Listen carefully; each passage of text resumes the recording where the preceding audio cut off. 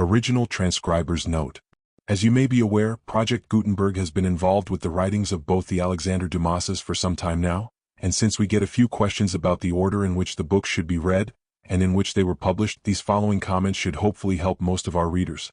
The Vicomte de Bragelonne is the final volume of D'Artagnan romances.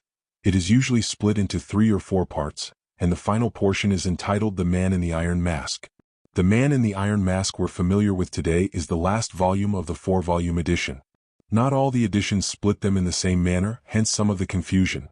But wait, there's yet more reason for confusion. We intend to do all of the Vicomte de Bragelonne, split into 4 e-texts entitled The Vicomte de Bragelonne, 10 Years Later, Louise de la Valliere, and The Man in the Iron Mask. You will be getting The Man in the Iron Mask. One thing that may be causing confusion is that the e-text we have now, entitled 10 Years Later, says it's the sequel to The Three Musketeers. While this is technically true, there's another book 20 years after that comes between. The confusion is generated by the 2 facts that we published 10 years later before we published 20 years after, and that many people see those titles as meaning 10 and 20 years after the original story. However, this is why the different words after and later. The 10 years after is 10 years after the 20 years later, as per history. Also, the 3rd book of the D'Artagnan romances, while entitled The Vicomte de Bragelonne, has the subtitle 10 Years Later. These 2 titles are also given to different volumes.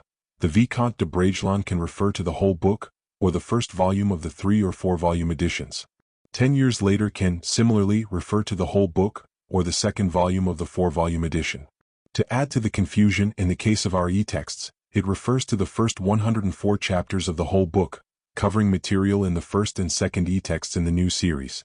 Here is a guide to the series which may prove helpful. The Three Musketeers, e-text 1257, first book of the D'Artagnan romances. Covers the years 1625 to 1628.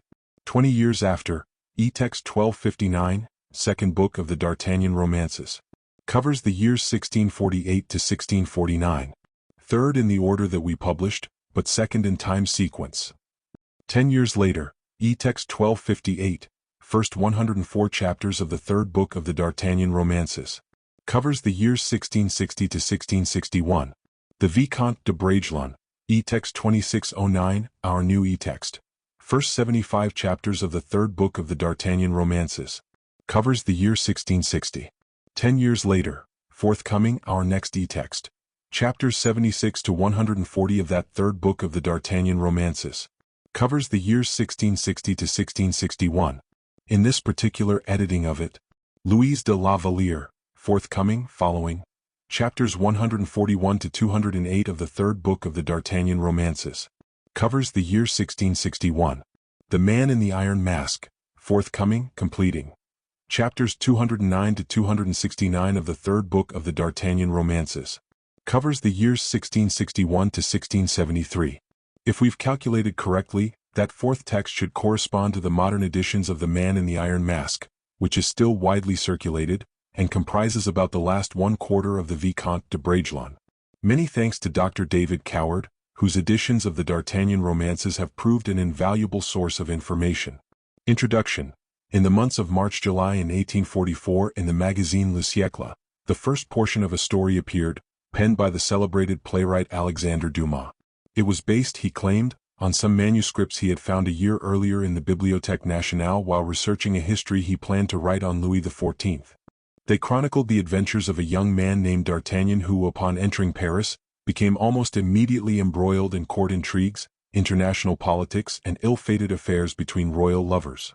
Over the next 6 years, readers would enjoy the adventures of this youth and his 3 famous friends, Porthos, Athos, and Aramis, as their exploits unraveled behind the scenes of some of the most momentous events in French and even English history.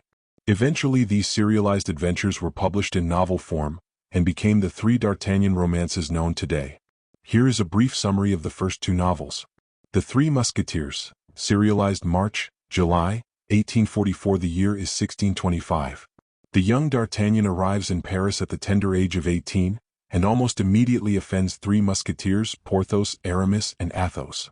Instead of dueling, the 4 are attacked by 5 of the cardinal's guards, and the courage of the youth is made apparent during the battle. The 4 become fast friends, and when asked by D'Artagnan's landlord to find his missing wife, embark upon an adventure that takes them across both France and England in order to thwart the plans of the Cardinal Richelieu. Along the way they encounter a beautiful young spy, named simply Milady, who will stop at nothing to disgrace Queen Anne of Austria before her husband, Louis XIII, and take her revenge upon the four friends. 20 years after, serialized January, August 1845. The year is now 1648, 20 years since the close of the last story. Louis XIII has died, as has Cardinal Richelieu, and while the crown of France may sit upon the head of Anne of Austria as regent for the young Louis XIV, the real power resides with the Cardinal Mazarin, her secret husband. D'Artagnan is now a lieutenant of Musketeers, and his three friends have retired to private life. Athos turned out to be a nobleman, the Comte de la Fere, and has retired to his home with his son Raoul de Bragelonne. Aramis, whose real name is D'Herblay, has followed his intention of shedding the musketeer's cassock for the priest's robes, and Porthos has married a wealthy woman, who left him her fortune upon her death. But trouble is stirring in both France and England. Cromwell menaces the institution of royalty itself while marching against Charles I, and at home the Fronde is threatening to tear France apart. D'Artagnan brings his friends out of retirement to save the threatened English monarch, but Mordaunt, the son of Milady, who seeks to avenge his mother's death at the Musketeers' hands, thwarts their valiant efforts. Undaunted, our heroes return to France just in time to help save the young Louis XIV, quiet the Fronde, and tweak the nose of Cardinal Mazarin. The third novel, The Vicomte de Bragelonne, serialized October 1847 to January 1850, has enjoyed a strange history in its English translation. It has been split into 3, 4, or 5 volumes at various points in its history. The 5-volume edition generally does not give titles to the smaller portions, but the others do. In the 3-volume edition, the novels are entitled The Vicomte de Bragelonne, Louise de la Valliere, and The Man in the Iron Mask. For the purposes of this e-text, I have chosen to split the novel as the 4-volume edition does with these titles: The Vicomte de Bragelonne, 10 years later, Louise de la Valliere, and The Man in the Iron Mask. In this, the first of the 4 e-texts, the situation is thus. It is now 1660, and although promised the captaincy of the Musketeers at the close of 20 years after, D'Artagnan is still trailing his sword in the Louvre as a lowly lieutenant.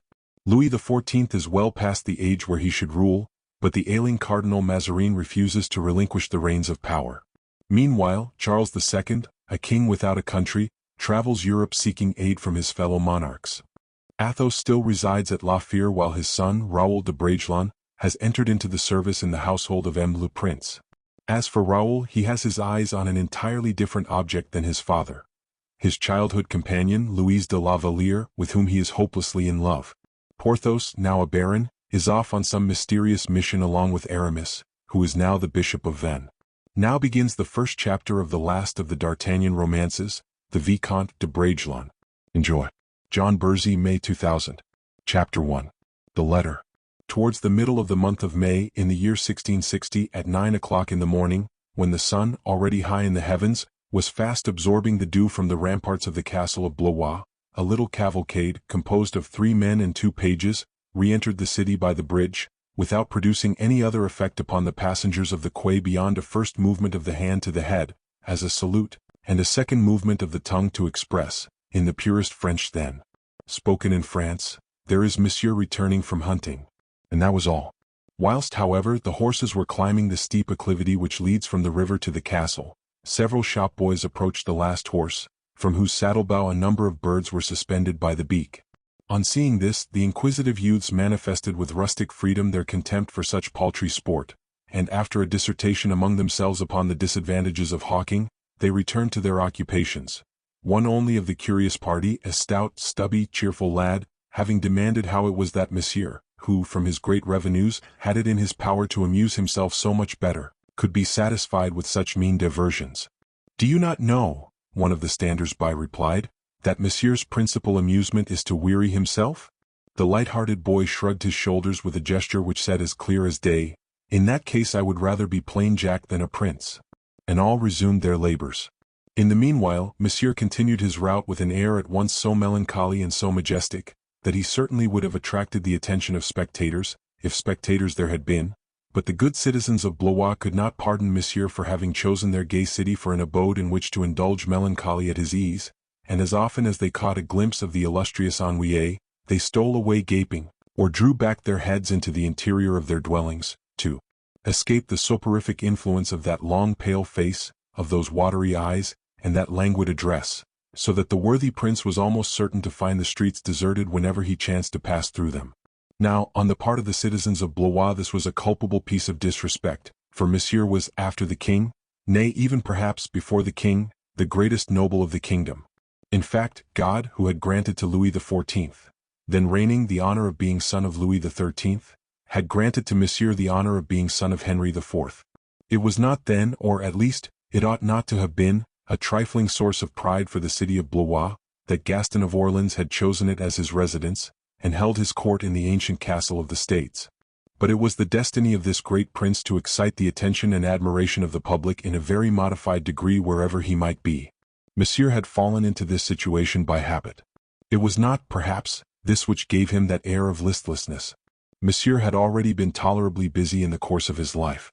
A man cannot allow the heads of a dozen of his best friends to be cut off without feeling a little excitement, and as, since the accession of Mazarin to power, no heads had been cut off, Monsieur's occupation was gone, and his morale suffered from it. The life of the poor prince was then very dull. After his little morning hawking party on the banks of the Beuvron, or in the woods of Cheverny, Monsieur crossed the Loire, went to breakfast at Chambord, with or without an appetite, and the city of Blois heard no more of its sovereign lord and master till the next hawking day. So much for the ennui extramuros. Of the ennui of the interior we will give the reader an idea if he will with us follow the cavalcade to the majestic porch of the Castle of the States. Monsieur rode a little steady-paced horse, equipped with a large saddle of red Flemish velvet, with stirrups in the shape of buskins. The horse was of a bay color. Monsieur's pourpoint of crimson velvet corresponded with the cloak of the same shade and the horse's equipment, and it was only by this red appearance of the whole that the prince could be known from his two companions, the one dressed in violet, the other in green. He on the left, in violet, was his equerry. He on the right, in green, was the grand veneur. One of the pages carried two gerfalcons upon a perch, the other a hunting horn, which he blew with a careless note at 20 paces from the castle. Every one about this listless prince did what he had to listlessly. At this signal, 8 guards who were lounging in the sun in the square court, ran to their halberts, and Monsieur made his solemn entry into the castle. When he had disappeared under the shades of the porch, 3 or 4 idlers, who had followed the cavalcade to the castle, after pointing out the suspended birds to each other, dispersed with comments upon what they saw, and when they were gone, the street, the palace, and the court, all remained deserted alike. Monsieur dismounted without speaking a word, went straight to his apartments, where his valet changed his dress, and as Madame had not yet sent orders respecting breakfast, Monsieur stretched himself upon a chaise longue, and was soon as fast asleep as if it had been 11 o'clock at night. The 8 guards, who concluded their service for the day was over, laid themselves down very comfortably in the sun upon some stone benches. The grooms disappeared with their horses into the stables, and, with the exception of a few joyous birds, startling each other with their sharp chirping in the tufted shrubberies, it might have been thought that the whole castle was as soundly asleep as Monsieur was. All at once, in the midst of this delicious silence, there resounded a clear ringing laugh, which caused several of the halberdiers in the enjoyment of their siesta to open at least one eye. This burst of laughter proceeded from a window of the castle, visited at this moment by the sun, that embraced it in one of those large angles which the profiles of the chimneys mark out upon the walls before midday. The little balcony of wrought iron which advanced in front of this window was furnished with a pot of red gillyflowers, another pot of primroses, and an early rose tree, the foliage of which, beautifully green, was variegated with numerous red specks announcing future roses. In the chamber lighted by this window, was a square table, covered with an old large-flowered Harlem tapestry. In the center of this table was a long-necked stone bottle, in which were irises and lilies of the valley. At each end of this table was a young girl. The position of these 2 young people was singular. They might have been taken for 2 boarders escaped from a convent. One of them, with both elbows on the table and a pen in her hand, was tracing characters upon a sheet of fine Dutch paper. The other, kneeling upon a chair, which allowed her to advance her head and bust over the back of it to the middle of the table, was watching her companion as she wrote, or rather hesitated to write. Thence the 1,000 cries, the 1,000 railleries, the 1,000 laughs, one of which, more brilliant than the rest, had startled the birds in the gardens, and disturbed the slumbers of Monsieur's guards. We are taking portraits now. We shall be allowed, therefore, we hope, to sketch the 2 last of this chapter. The one who was leaning in the chair, that is to say, the joyous, laughing one, was a beautiful girl of from 18 to 20, with brown complexion and brown hair, splendid, from eyes which sparkled beneath strongly marked brows, and particularly from her teeth, which seemed to shine like pearls between her red coral lips. Her every movement seemed the accent of a sunny nature. She did not walk, she bounded. The other, she who was writing, looked at her turbulent companion with an eye as limpid, as pure, and as blue as the azure of the day. Her hair, of a shaded fairness, arranged with exquisite taste, fell in silky curls over her lovely mantling cheeks. She passed across the paper a delicate hand, whose thinness announced her extreme youth.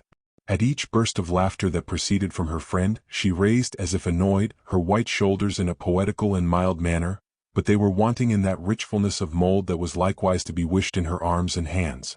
"Montalais, Montalais," said she at length in a voice soft and caressing as a melody, "you laugh too loud, you laugh like a man. You will not only draw the attention of Messrs. the guards, but you will not hear Madame's bell when Madame rings." This admonition neither made the young girl called Montalais cease to laugh nor gesticulate. She only replied, "Louise, you do not speak as you think, my dear. You know that Messrs. the guards, as you call them, have only just commenced their sleep, and that a cannon would not waken them. You know that Madame's bell can be heard at the bridge of Blois, and that consequently I shall hear it when my services are required by Madame. What annoys you, my child, is that I laugh while you are writing, and what you are afraid of is that Madame de Saint Remy, your mother, should come up here as she does sometimes when we laugh too loud, that she should surprise us, and that she should see that enormous sheet of paper upon which, in a quarter of an hour, you have only traced the words Monsieur Raoul. Now you are right, my dear Louise, because after these words, Monsieur Raoul, others may be put so significant and incendiary as to cause Madame Saint Remy to burst out into fire and flames. Aye. Is not that true now? Say." And Montalais redoubled her laughter and noisy provocations.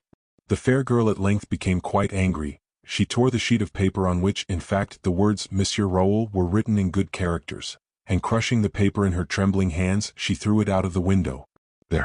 There, said Mademoiselle de Montalais, "there is our little lamb, our gentle dove, angry.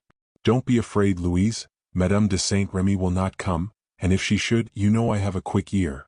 Besides, what can be more permissible than to write to an old friend of 12 years' standing, particularly when the letter begins with the words Monsieur Raoul? It is all very well, I will not write to him at all," said the young girl. "Ah, in good sooth, Montalais is properly punished," cried the jeering brunette, still laughing. Come, let us try another sheet of paper and finish our dispatch offhand. Good. There is the bell ringing now. By my faith, so much the worse. Madame must wait, or else do without her first maid of honor this morning." A bell in fact did ring. It announced that Madame had finished her toilette, and waited for Monsieur to give her his hand, and conduct her from the salon to the refectory. This formality being accomplished with great ceremony, the husband and wife breakfasted, and then separated till the hour of dinner, invariably fixed at 2 o'clock.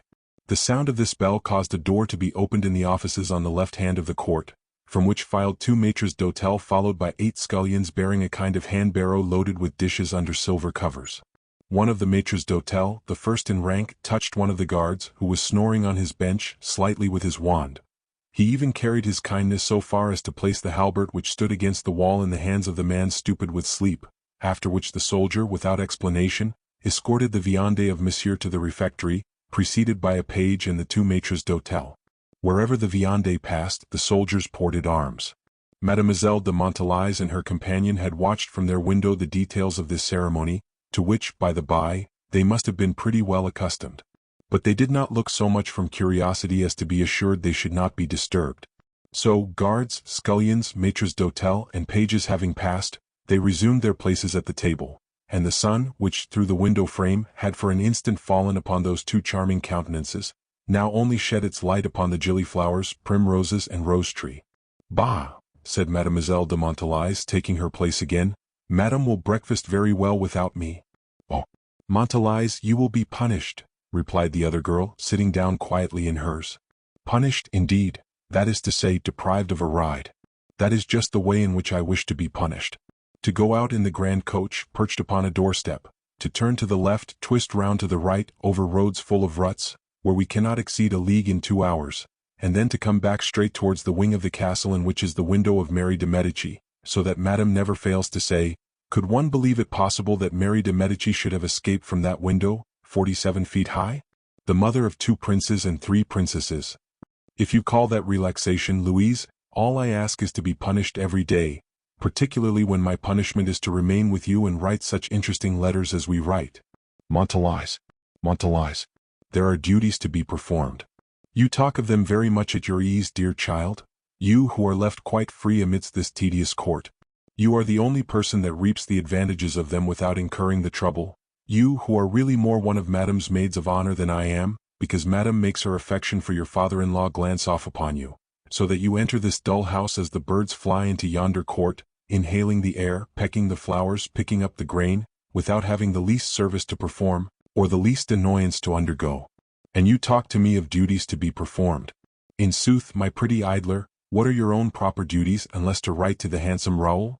And even that you don't do, so that it looks to me as if you likewise were rather negligent of your duties.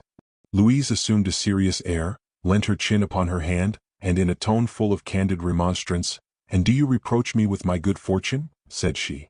"Can you have the heart to do it? You have a future, you will belong to the court. The king, if he should marry, will require monsieur to be near his person. You will see splendid fates, you will see the king who they say is so handsome, so agreeable. Aye, and still more, I shall see Raoul who attends upon le prince," added Montalice maliciously. "Poor Raoul," sighed Louise. "Now is the time to write to him, my pretty dear. Come, begin again with that famous Monsieur Raoul, which figures at the top of the poor torn sheet." She then held the pen toward her, and with a charming smile encouraged her hand, which quickly traced the words she named. "What next?" asked the younger of the two girls. "Why, now write what you think, Louise," replied Montalice. "Are you quite sure I think of anything? You think of somebody, and that amounts to the same thing, or rather even more. Do you think so, Montalice? Louise, your blue eyes are as deep as the sea I saw at Boulogne last year. No, I mistake, the sea is perfidious, your eyes are as deep as the azure yonder, look, over our heads. Well, since you can read so well in my eyes, tell me what I am thinking about, Montalice. In the first place, you don't think Monsieur Raoul, you think, my dear Raoul. Oh, never blush for such a trifle as that. My dear Raoul, we will say, you implore me to write you at Paris, where you are detained by your attendants on le prince. As you must be very dull there, to seek for amusement in the remembrance of a provincial." Louise rose up suddenly. "No, Montalice," said she with a smile, "I don't think a word of that. Look, this is what I think," and she seized the pen boldly and traced, with a firm hand, the following words. "I should have been very unhappy if your entreaties to obtain a remembrance of me had been less warm. Everything here reminds me of our early days, which so quickly passed away, which so delightfully flew by, that no others will ever replace the charm of them in my heart." Montalice, who watched the flying pen and read, the wrong way upwards as fast as her friend wrote, here interrupted by clapping her hands. "Capital," cried she, "there is frankness, there is heart, there is style. Show these Parisians, my dear, that Blois is the city for fine language." "He knows very well that Blois was a paradise to me," replied the girl. "That is exactly what you mean to say, and you speak like an angel. I will finish, Montalice," and she continued as follows. "You often think of me, you say, Monsieur Raoul. I thank you, but that does not surprise me, when I recollect how often our hearts have beaten close to each other." Oh, said Montalice.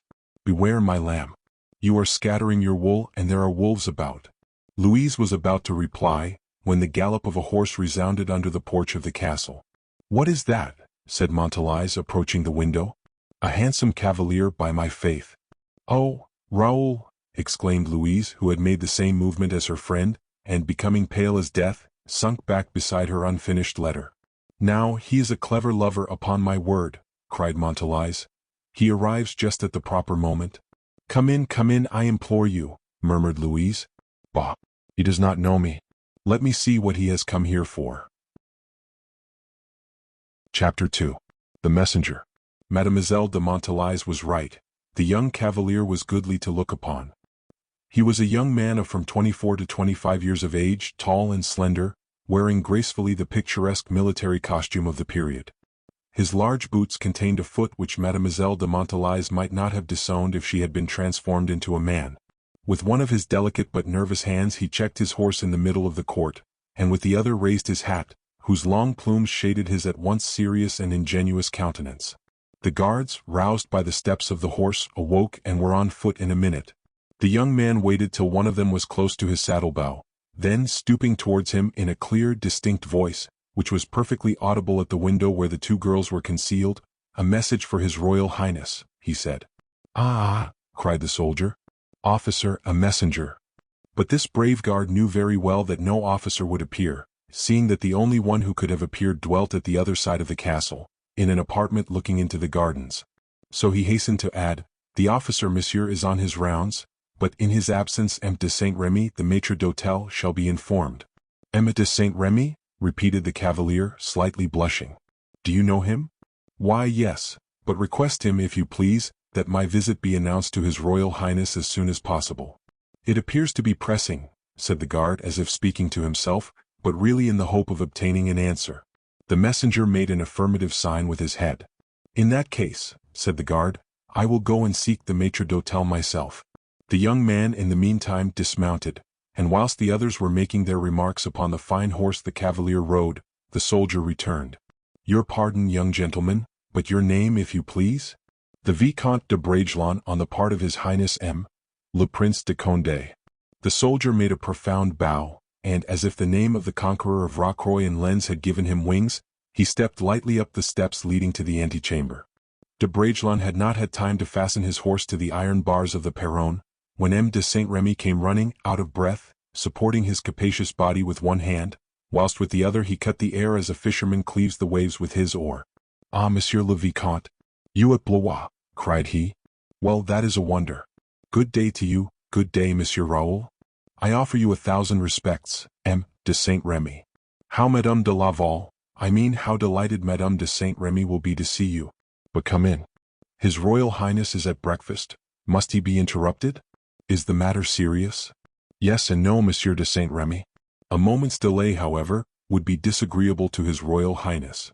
If that is the case, we will force the consigne, Monsieur le Vicomte. Come in. Besides, Monsieur is in an excellent humor today. And then you bring news, do you not? Great news, Monsieur de Saint-Remy.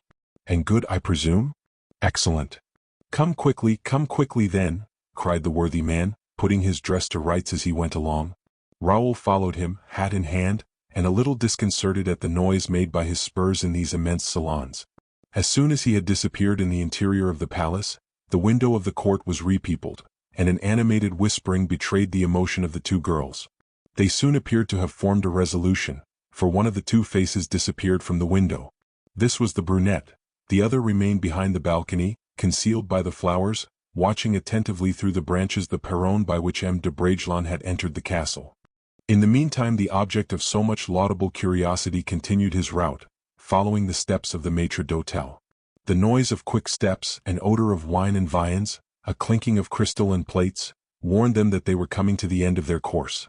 The pages, valets and officers, assembled in the office which led up to the refectory, welcomed the newcomer with the proverbial politeness of the country. Some of them were acquainted with Raoul, and all knew that he came from Paris. It might be said that his arrival for a moment suspended the service.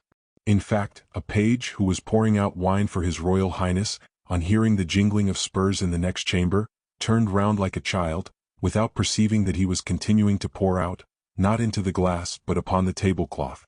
Madame, who was not so preoccupied as her glorious spouse was, remarked this distraction of the page. "Well?" exclaimed she. "Well?" repeated Monsieur. "What is going on then?" De Saint-Remy, who had just introduced his head through the doorway, took advantage of the moment. "Why am I to be disturbed?" said Gaston, helping himself to a thick slice of one of the largest salmon that had ever ascended the Loire to be captured between Paimboeuf and Saint-Nazaire.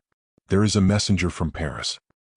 "But after Monseigneur has breakfasted will do, there is plenty of time."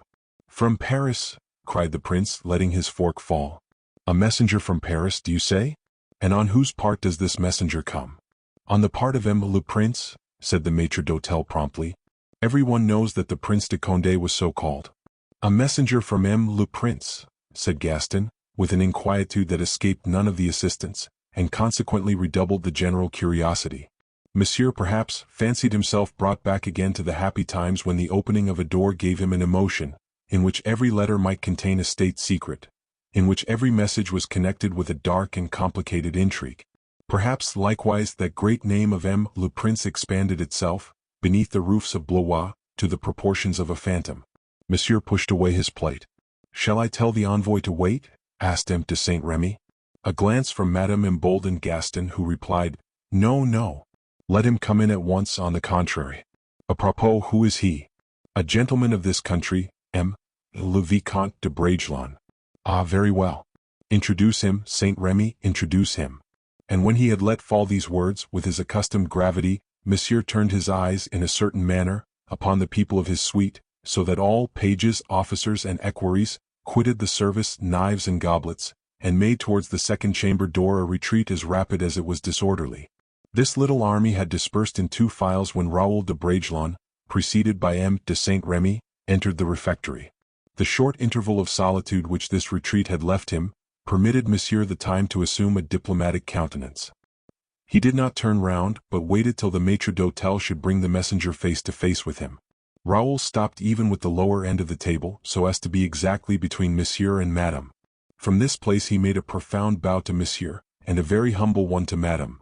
Then, drawing himself up into military pose, he waited for Monsieur to address him. On his part the prince waited till the doors were hermetically closed.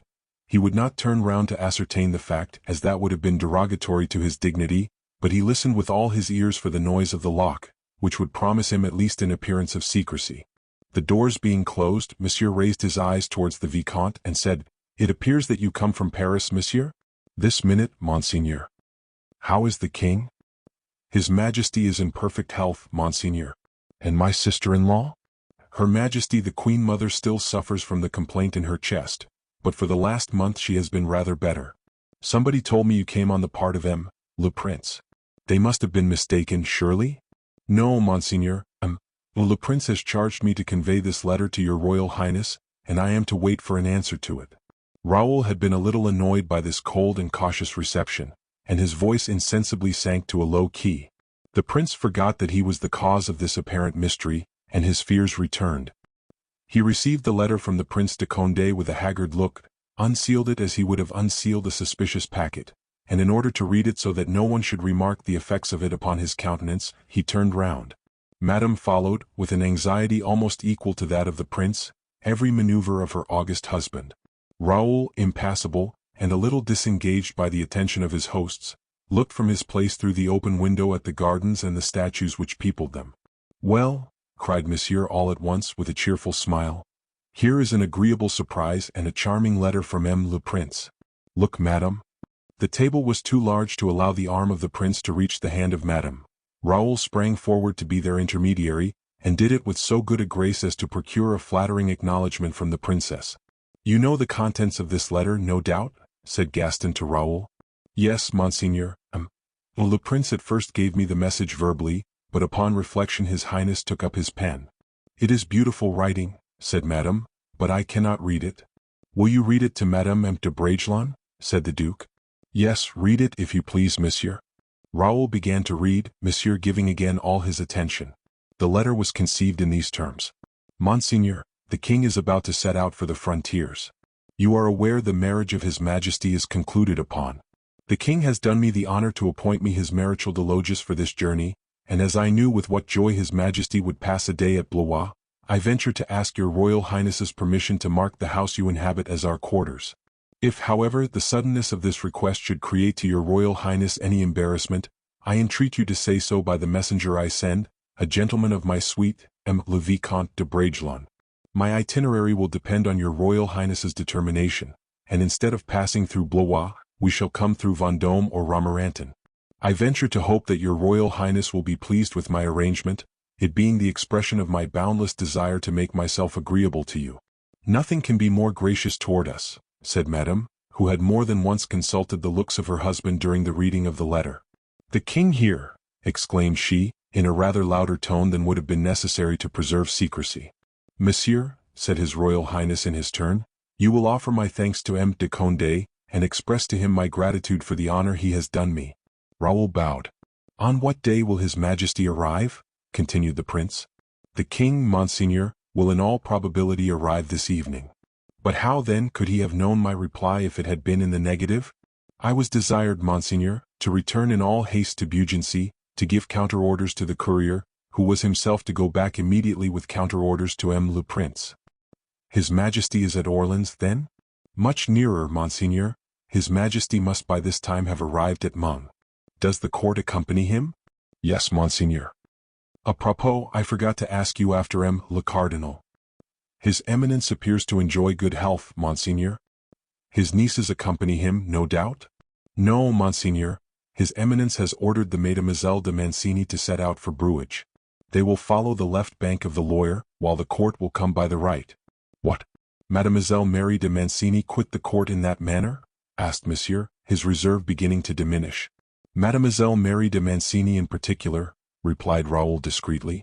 A fugitive smile, an imperceptible vestige of his ancient spirit of intrigue, shot across the pale face of the prince. Thanks, Vicomte de Bragelonne, then said Monsieur. You would, perhaps, not be willing to carry le Prince the commission with which I would charge you, and that is, that his messenger has been very agreeable to me, but I will tell him so myself. Raoul bowed his thanks to Monsieur for the honor he had done him. Monsieur made a sign to Madame, who struck a bell which was placed at her right hand. Vicomte de Saint-Remy entered, and the room was soon filled with people. Messrs, said the prince, His Majesty is about to pay me the honor of passing a day at Blois. I depend on the king, my nephew, not having to repent of the favor he does my house. Vive le roi! Cried all the officers of the household with frantic enthusiasm, and Vicomte de Saint-Remy louder than the rest. Gaston hung down his head with evident chagrin. He had all his life been obliged to hear, or rather to undergo, this cry of Vive le roi, which passed over him. For a long time, being unaccustomed to hear it, his ear had had rest, and now a younger, more vivacious and more brilliant royalty rose up before him, like a new and more painful provocation. Madame perfectly understood the sufferings of that timid, gloomy heart. She rose from the table, Monsieur imitated her mechanically, and all the domestics, with a buzzing like that of several beehives, surrounded Raoul for the purpose of questioning him. Madame saw this movement and called Vicomte de Saint-Remy. This is not the time for gossiping but working, said she with the tone of an angry housekeeper. Vicomte de Saint-Remy hastened to break the circle formed by the officers round Raoul, so that the latter was able to gain the antechamber. Care will be taken of that gentleman, I hope, added Madame, addressing Vicomte de Saint-Remy. The worthy man immediately hastened after Raoul. Madame desires refreshments to be offered to you, said he, and there is, besides, a lodging for you in the castle. Thanks, Vicomte de Saint-Remy, replied Raoul, but you know how anxious I must be to pay my duty to le Comte, my father. That is true, Monsieur Raoul. Present him at the same time my humble respects, if you please. Raoul thus once more got rid of the old gentleman and pursued his way. As he was passing under the porch, leading his horse by the bridle, a soft voice called him from the depths of an obscure path. Monsieur Raoul, said the voice. The young man turned round, surprised, and saw a dark-complexioned girl, who, with a finger on her lip, held out her other hand to him. This young lady was an utter stranger. Chapter 3. The Interview. Raoul made one step towards the girl who thus called him. But my horse, madam, said he. Oh, you are terribly embarrassed. Go yonder way, there is a shed in the outer court. Fasten your horse and return quickly. I obey, madam. Raoul was not 4 minutes in performing what he had been directed to do. He returned to the little door where, in the gloom, he found his mysterious conductress waiting for him, on the first steps of a winding staircase. Are you brave enough to follow me, Monsieur Knight-errant? Asked the girl, laughing at the momentary hesitation Raoul had manifested. The latter replied by springing up the dark staircase after her. They thus climbed up 3 stories, he behind her, touching with his hands, when he felt for the banister, a silk dress which rubbed against each side of the staircase. At every false step made by Raoul, his conductress cried, "Hush!" and held out to him a soft perfumed hand. One would mount thus to the belfry of the castle without being conscious of fatigue, said Raoul. All of which means, monsieur, that you are very much perplexed, very tired, and very uneasy. But be of good cheer, monsieur. Here we are at our destination. The girl threw open a door which immediately, without any transition, filled with a flood of light the landing of the staircase, at the top of which Raoul appeared, holding fast by the balustrade. The girl continued to walk on, he followed her, she entered a chamber, he did the same. As soon as he was fairly in the net he heard a loud cry, and turning round saw at 2 paces from him, with her hands clasped and her eyes closed, that beautiful fair girl with blue eyes and white shoulders, who, recognizing him, called him Raoul. He saw her, and divined at once so much love and so much joy in the expression of her countenance, He sank on his knees in the middle of the chamber, murmuring on his part, the name of Louise. Ah, Montalais, Montalais, she sighed, it is very wicked to deceive me so. Who I have deceived you. Yes, you told me you would go down to inquire the news, and you have brought up Monsieur. Well, I was obliged to do so. How else could he have received the letter you wrote him? And she pointed with her finger to the letter which was still upon the table. Raoul made a step to take it. Louise, more rapid, although she had sprung forward with a sufficiently remarkable physical hesitation, reached out her hand to stop him. Raoul came in contact with that trembling hand, took it within his own, and carried it so respectfully to his lips, that he might have been said to have deposited a sigh upon it rather than a kiss. In the meantime, Mademoiselle de Montalais had taken the letter, folded it carefully as women do in 3 folds, and slipped it into her bosom. Don't be afraid, Louise, said she. Monsieur will no more venture to take it hence than the defunct King Louis XIII. Venture to take billets from the corsage of Mademoiselle de Hautefort. Raoul blushed at seeing the smile of the 2 girls, and he did not remark that the hand of Louise remained in his. There, said Montalais, you have pardoned me, Louise, for having brought Monsieur to you, and you, Monsieur, bear me no malice for having followed me to see Mademoiselle. Now then, peace being made, let us chat like old friends. Present me, Louise, to M. de Bragelonne. Monsieur le Vicomte, said Louise, with her quiet grace and ingenuous smile, I have the honor to present to you Mademoiselle or de Montalais, maid of honor to her Royal Highness Madame, and moreover my friend, my excellent friend. Raoul bowed ceremoniously. And me, Louise, said he, will you not present me also to Mademoiselle? Oh, she knows you, she knows all. This unguarded expression made Montalais laugh and Raoul sigh with happiness, for he interpreted it thus, she knows all our love. The ceremonies being over, Monsieur le Vicomte, said Montalais, take a chair and tell us quickly the news you bring flying thus. Mademoiselle, it is no longer a secret. The king on his way to Poitiers will stop at Blois to visit his Royal Highness. The king here, exclaimed Montalais, clapping her hands. What? Are we going to see the court? Only think, Louise, the real court from Paris. Oh, good heavens! But when will this happen, monsieur? Perhaps this evening, mademoiselle, at latest tomorrow. Montalais lifted her shoulders in a sigh of vexation. No time to get ready. No time to prepare a single dress. We are as far behind the fashions as the Poles. We shall look like portraits from the time of Henry IV. Ah, monsieur, this is sad news you bring us. But, mademoiselle, you will be still beautiful. That's no news. Yes, we shall always be beautiful because nature has made us passable. But we shall be ridiculous because the fashion will have forgotten us. Alas, ridiculous. I shall be thought ridiculous, I. And by whom? Said Louise innocently. By whom? You are a strange girl, my dear. Is that a question to put to me? I mean everybody, I mean the courtiers, the nobles, I mean the king. Pardon me, my good friend, but as here everyone is accustomed to see us as we are. Granted, but that is about to change and we shall be ridiculous even for Blois. For close to us will be seen the fashions from Paris, and they will perceive that we are in the fashion of Blois. It is enough to make one despair. Console yourself, mademoiselle. Well, so let it be.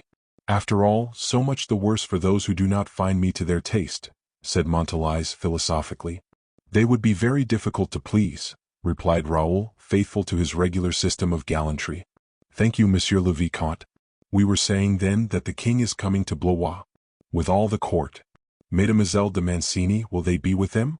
No, certainly not. But as the king, it is said, cannot do without Mademoiselle Mary? Mademoiselle, the king must do without her. Le cardinal will have it so. He has exiled his nieces to Bruges. He, the hypocrite. Hush, said Louise, pressing a finger on her friend's rosy lips.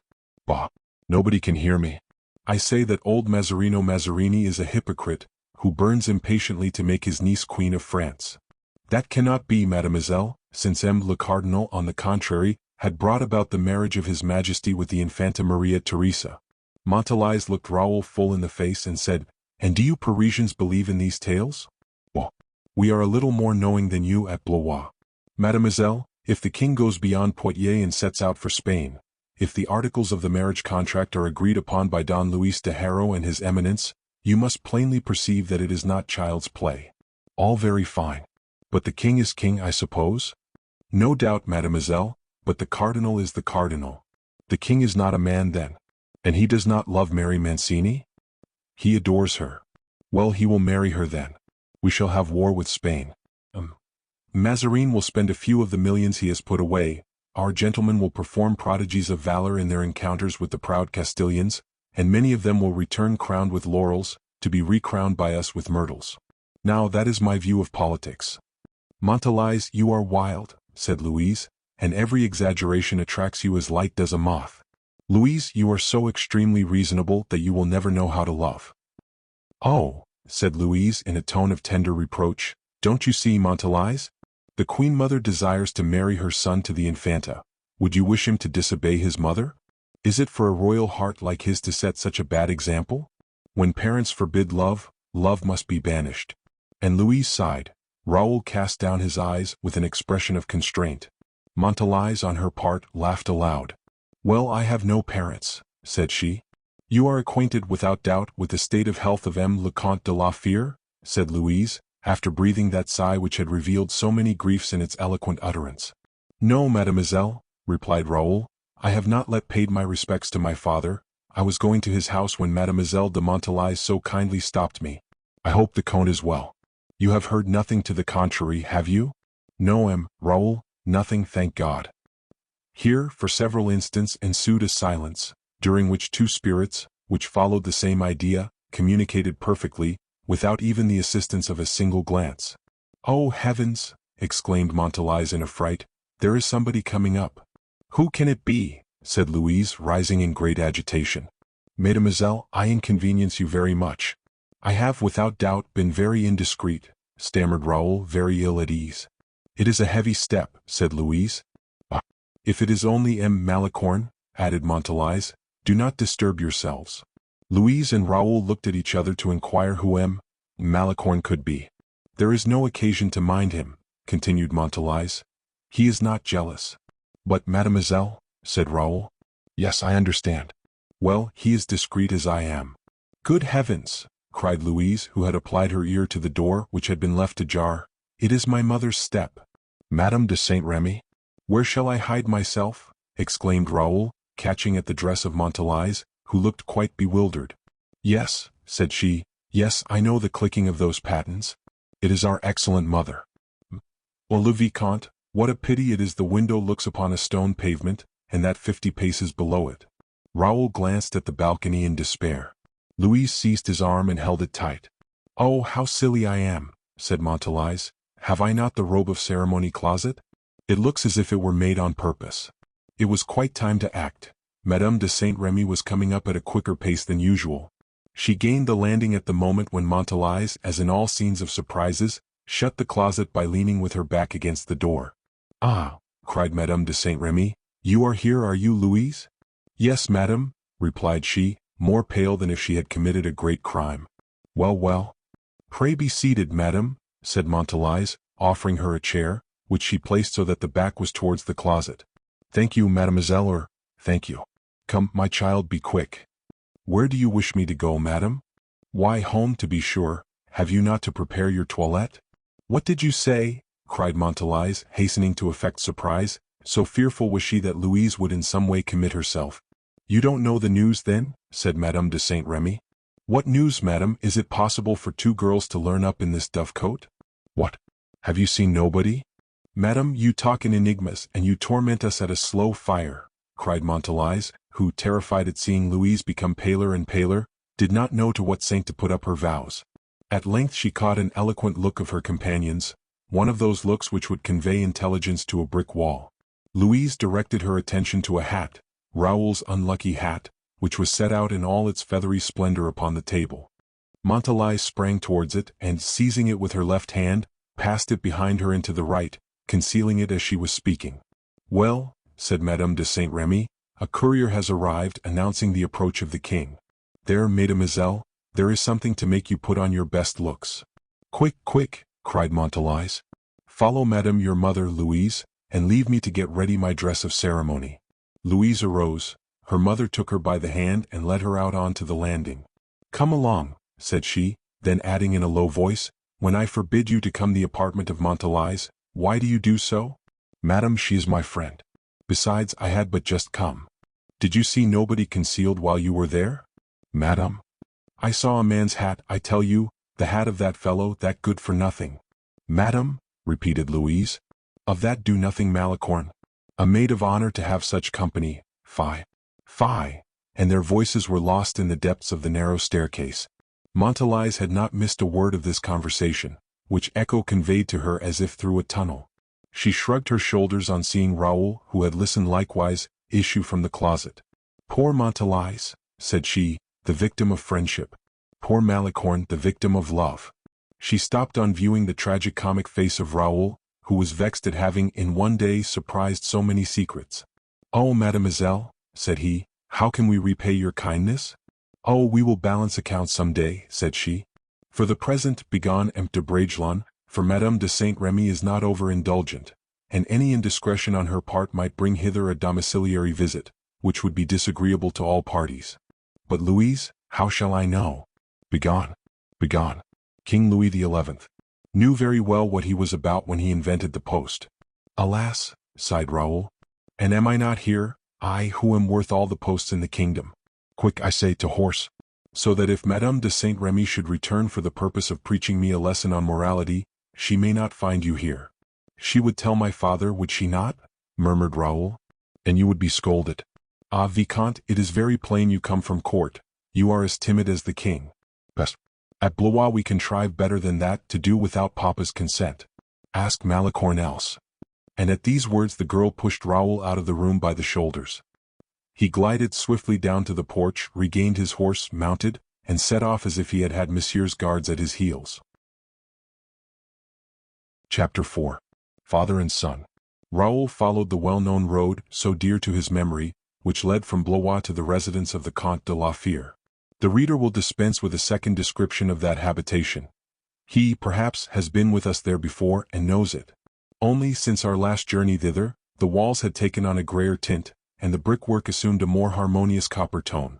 The trees had grown, and many that then only stretched their slender branches along the tops of the hedges, now bushy, strong, and luxuriant, cast around, beneath boughs swollen with sap, great shadows of blossoms or fruit for the benefit of the traveler. Raoul perceived from a distance the two little turrets, the dovecote in the elms, and the flights of pigeons, which wheeled incessantly around that brick cone, seemingly without power to quit it, like the sweet memories which hover round a spirit at peace. As he approached, he heard the noise of the pulleys which grated under the weight of the heavy pails.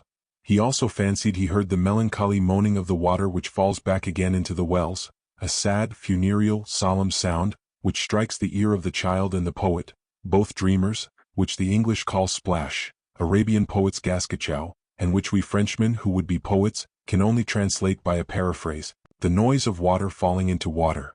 It was more than a year since Raoul had been to visit his father. He had passed the whole time in the household of M. le Prince. In fact, after all the commotions of the Fronde, of the early period of which we formerly attempted to give a sketch, Louis de Condé had made a public, solemn and frank reconciliation with the court. During all the time that the rupture between the king and the prince had lasted, the prince, who had long entertained a great regard for Bragelonne, had in vain offered him advantages of the most dazzling kind for a young man. The Comte de la Fère, still faithful to his principles of loyalty and royalty, one day developed before his son in the vaults of Saint Denis. The Comte de la Fère, in the name of his son, had always declined them. Moreover, instead of following M. de Condé in his rebellion, the Vicomte had followed M. de Turenne, fighting for the king. Then when M. de Turenne, in his turn, had appeared to abandon the royal cause, he had quitted M. de Turenne as he had quitted M. de Condé. It resulted from this invariable line of conduct, that as Condé and Turenne had never been conquerors of each other but under the standard of the king, Raoul, however young, had 10 victories inscribed on his list of services, and not one defeat from which his bravery or conscience had to suffer. Raoul therefore had, in compliance with the wish of his father, served obstinately and passively the fortunes of Louis XIV, in spite of the tergiversations which were endemic, and, it might be said, inevitable at that period. De Condé, on being restored to favor, had at once availed himself of all the privileges of the amnesty to ask for many things back again which had been granted to him before, and among others Raoul. De la Fère, with his invariable good sense, had immediately sent him again to the prince. A year, then, had passed away since the separation of the father and son. A few letters had softened but not removed the pain of absence.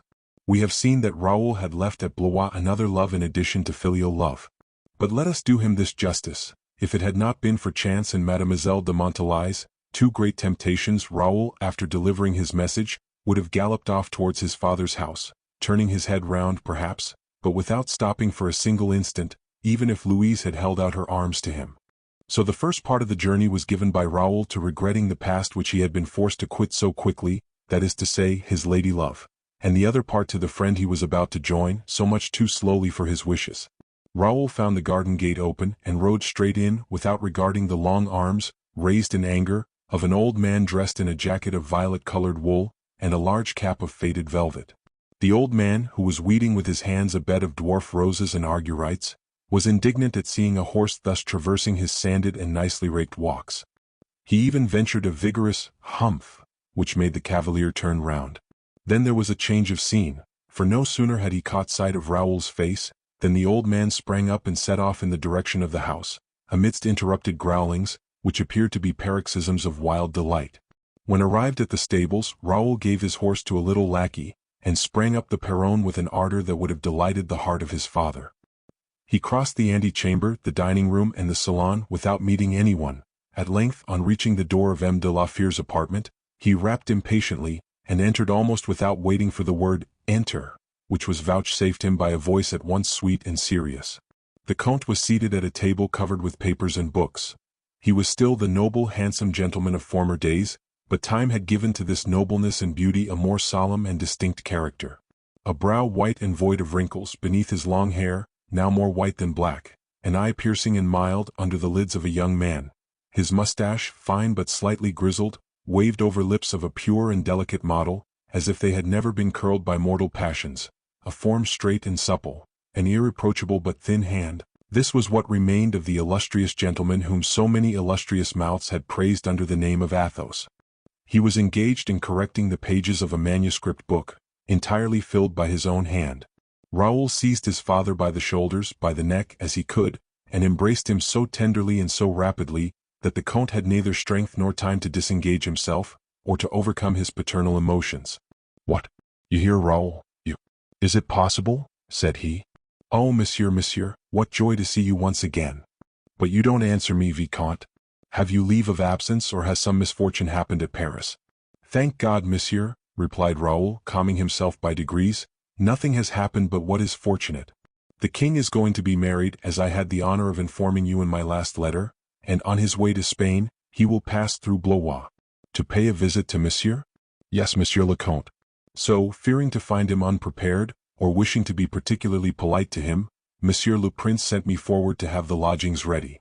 "You have seen monsieur?" asked the Count eagerly. "I have had that honor." "At the castle?"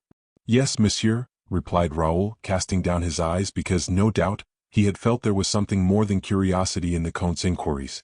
"Ah, indeed, Vicomte? Accept my compliments thereupon." Raoul bowed. "But you have seen someone else at Blois?" "Monsieur, I saw Her Royal Highness, madame."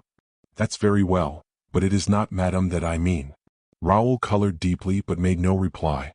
"You do not appear to understand me, Monsieur le Vicomte," persisted M. de la Fere, without accenting his words more strongly, but with a rather severer look.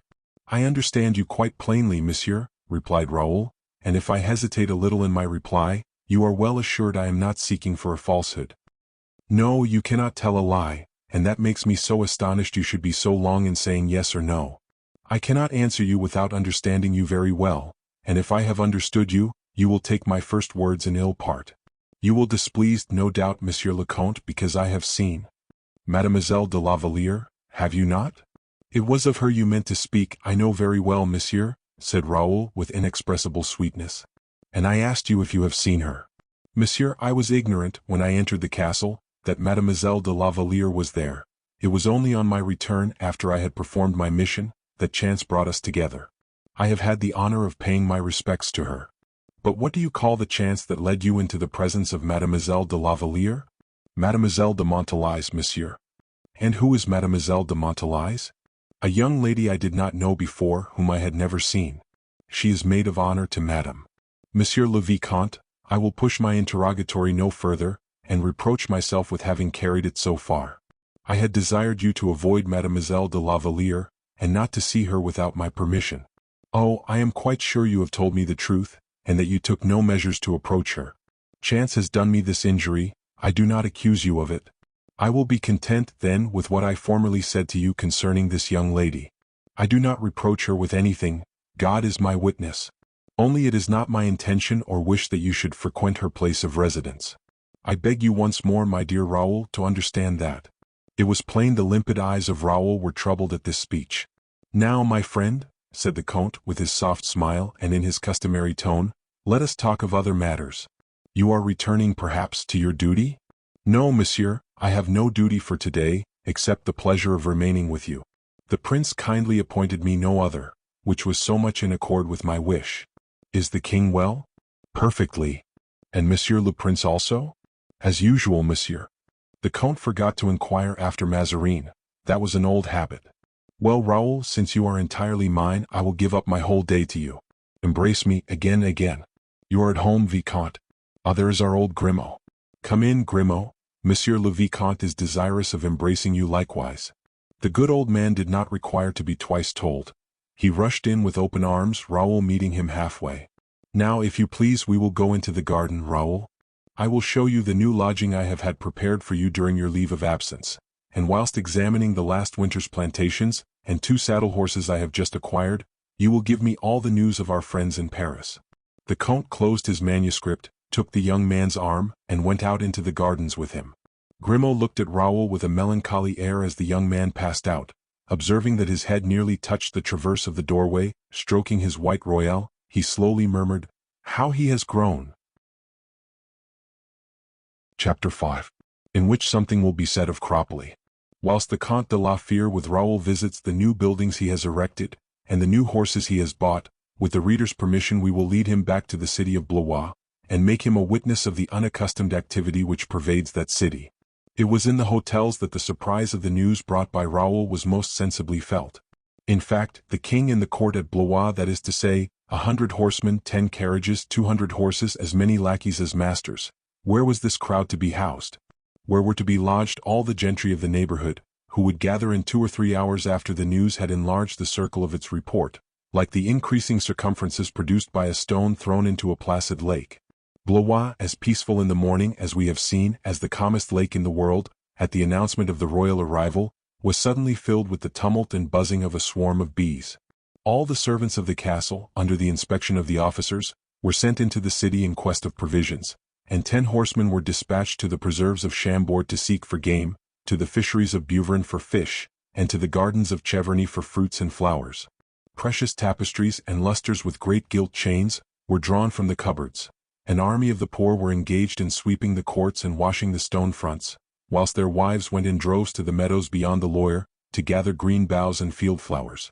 The whole city, not to be behind in this luxury of cleanliness, assumed its best toilette with the help of brushes, brooms, and water. The gutters of the upper town, swollen by these continued ablutions, became rivers at the bottom of the city, and the pavement, generally very muddy, it must be allowed, took a clean face and absolutely shone in the friendly rays of the sun. Next, the music was to be provided. Drawers were emptied. The shopkeepers did a glorious trade in wax, ribbons, and sword knots. Housekeepers laid in stores of bread, meat, and spices. Already numbers of the citizens whose houses were furnished as if for a siege, having nothing more to do, donned their festive clothes, and directed their course towards the city gate, in order to be the first to signal or see the cortege. They knew very well that the king would not arrive before night, perhaps not before the next morning. Yet what is expectation but a kind of folly, and what is that folly but an excess of hope? In the lower city, at scarcely 100 paces from the castle of the States, between the mall and the castle, in a sufficiently handsome street, then called the Rue Vieille, and which must in fact have been very old, stood a venerable edifice with pointed gables, of squat but large dimensions, ornamented with 3 windows looking into the street on the first floor, with 2 in the second, and with a little œil de boeuf in the third. On the sides of this triangle had recently been constructed a parallelogram of considerable size, which encroached upon the street remorselessly, according to the familiar uses of the building of that period.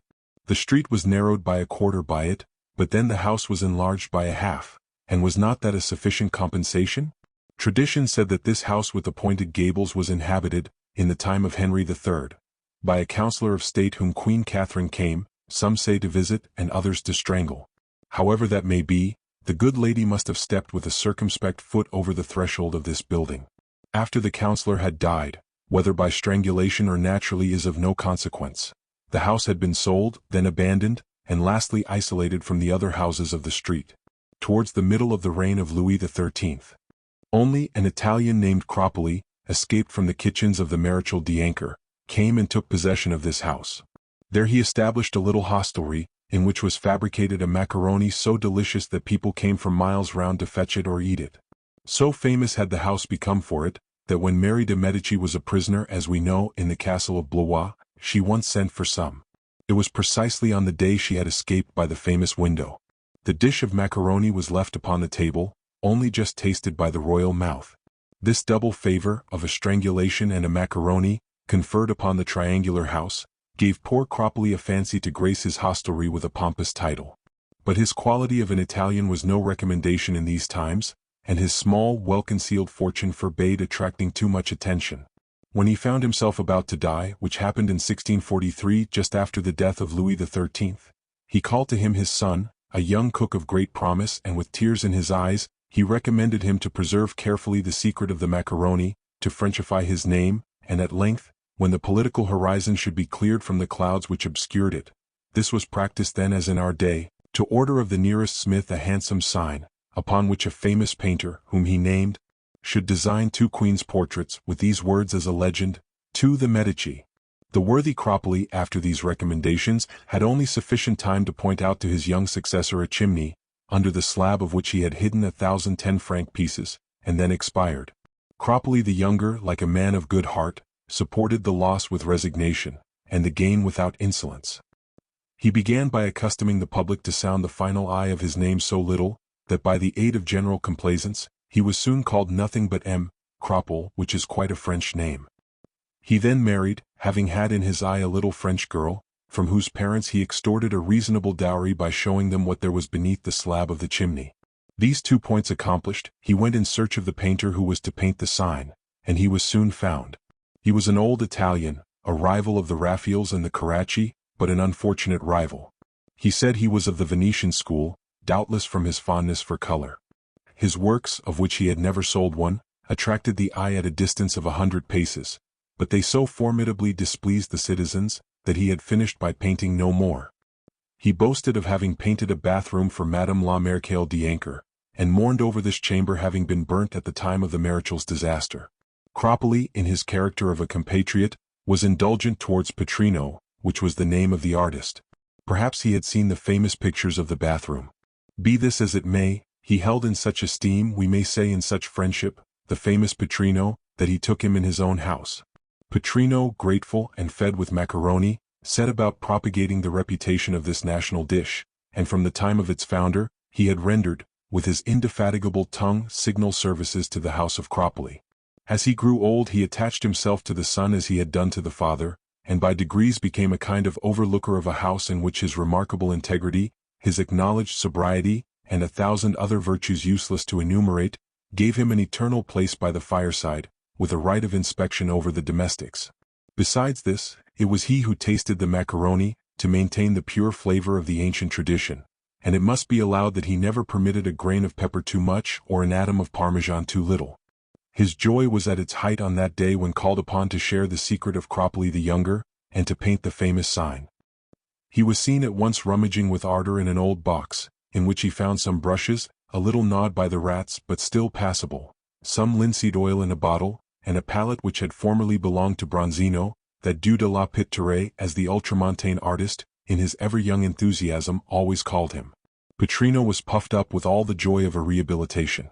He did as Raphael had done. He changed his style and painted, in the fashion of Albany, 2 goddesses rather than 2 queens. These illustrious ladies appeared so lovely on the sign. They presented to the astonished eyes such an assemblage of lilies and roses, the enchanting result of the changes of style in Petrino. They assumed the poses of sirens so anachronically, that the principal échevin, when admitted to view this capital piece in the salle of Cropole, at once declared that these ladies were too handsome, of too animated a beauty, to figure as a sign in the eyes of passers-by. To Petrino he added, "His Royal Highness Monsieur, who often comes into our city, will not be much pleased to see his illustrious mother so slightly clothed, and he will send you to the oubliettes of the state, for remember, the heart of that glorious prince is not always tender. You must efface either the two sirens or the legend, without which I forbid the exhibition of the sign. I say this for your sake, Master Cropple, as well for yours, Signor Petrino. What answer could be made to this? It was necessary to thank the Echevin for his kindness, which Cropple did. But Petrino remained downcast and said he felt assured of what was about to happen. The visitor was scarcely gone when Cropple, crossing his arms, said, "Well, master, what is to be done?" "We must efface the legend," said Petrino in a melancholy tone. "I have some excellent ivory black. It will be done in a moment, and we will replace the Medici by the nymphs or the sirens, whichever you prefer." "No," said Cropple, "the will of my father must be carried out." My father considered. "He considered the figures of the most importance," said Petrino. "He thought most of the legend," said Cropple. "The proof of the importance in which he held the figures," said Petrino, "is that he desired they should be likenesses, and they are so." "Yes, but if they had not been so, who would have recognized them without the legend? At the present day even, when the memory of the Blaisois begins to be faint with regard to these two celebrated persons, who would recognize Catherine and Mary without the words, 'To the Medici'?" "But the figures?" said Petrino in despair, for he felt that young Cropple was right. "I should not like to lose the fruit of my labor. And I should not wish you to be thrown into prison, and myself into the oubliettes." "Let us efface Medici," said Petrino supplicatingly. "No," replied Cropple firmly. "I have got an idea, a sublime idea. Your picture shall appear and my legend likewise. Does not Medici mean doctor or physician in Italian?" "Yes, in the plural." "Well then, you shall order another sign frame of the smith. You shall paint 6 physicians and write underneath Ux Medici, which makes a very pretty play upon words." 6 physicians. Impossible. "And the composition?" cried Petrino. "That is your business, but so it shall be. I insist upon it. It must be so. My macaroni is burning." This reasoning was peremptory. Petrino obeyed. He composed the sign of 6 physicians with the legend. The Echevin applauded and authorized it.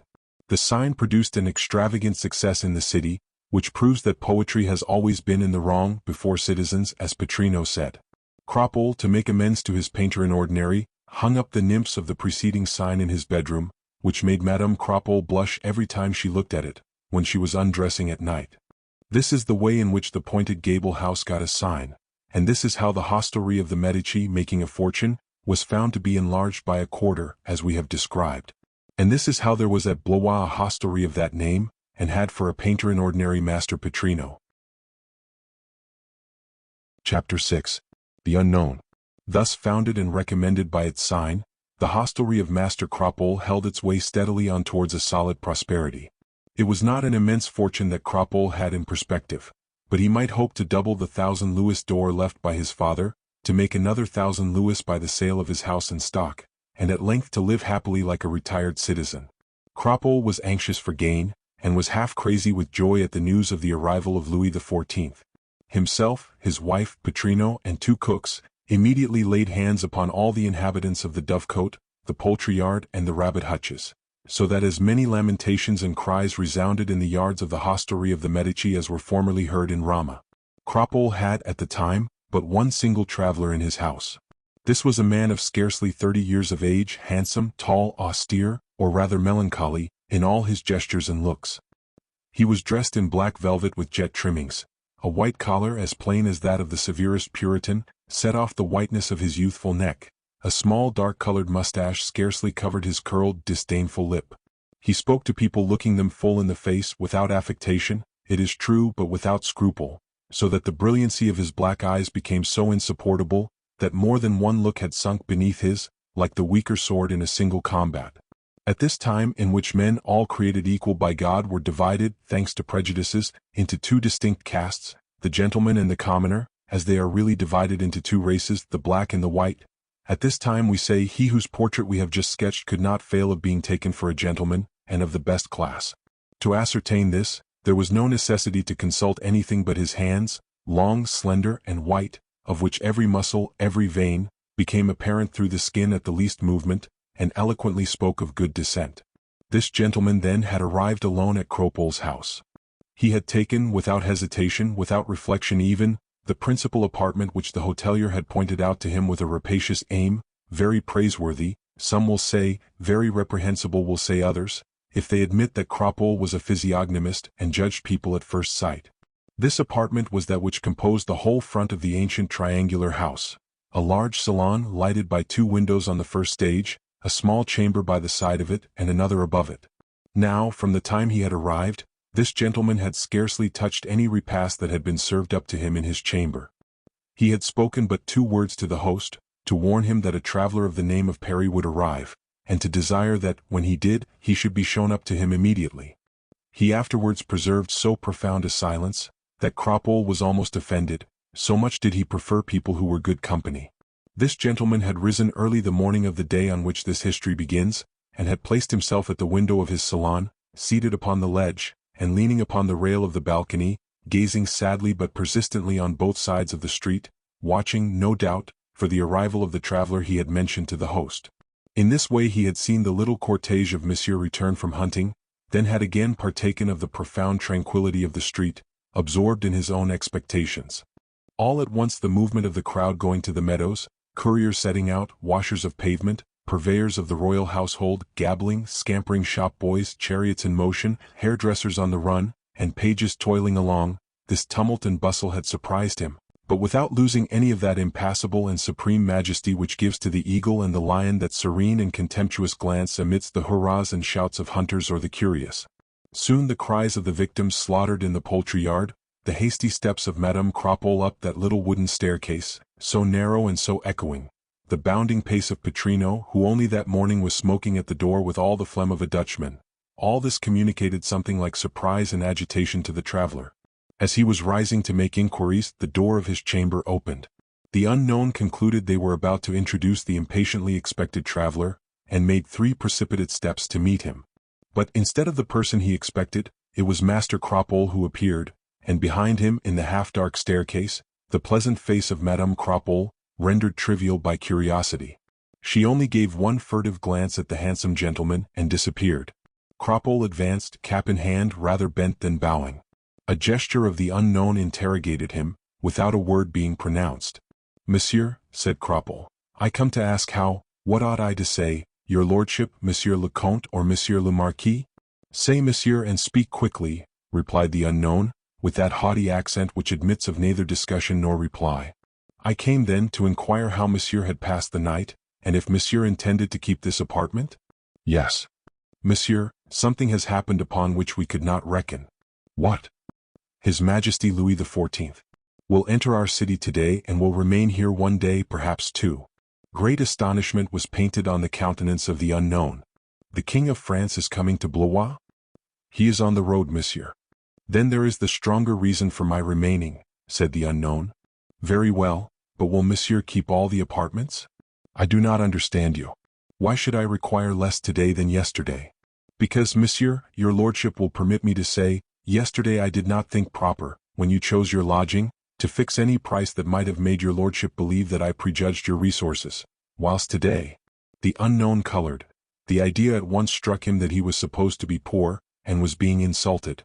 "Whilst today," replied he coldly, "you do not prejudge. Monsieur, I am a well-meaning man, thank God.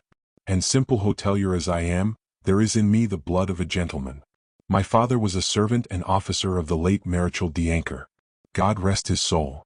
I do not contest that point with you. I only wish to know, and that quickly, to what your questions tend. You are too reasonable, Monsieur, not to comprehend that our city is small, that the court is about to invade it, that the houses will be overflowing with inhabitants, and that lodgings will consequently obtain considerable prices." Again the unknown colored. "Name your terms," said he. "I name them with scruple, Monsieur, because I seek an honest gain, and that I wish to carry on my business without being uncivil or extravagant in my demands. Now the room you occupy is considerable, and you are alone. That is my business." "Oh, certainly. I do not mean to turn Monsieur out." The blood rushed to the temples of the unknown. He darted at poor Cropole, the descendant of one of the officers of the Maréchal d'Ancre, a glance that would have crushed him down to beneath that famous chimney slab, if Cropole had not been nailed to the spot by the question of his own proper interests. "Do you desire me to go?" said he. "Explain yourself, but quickly. Monsieur, you do not understand me.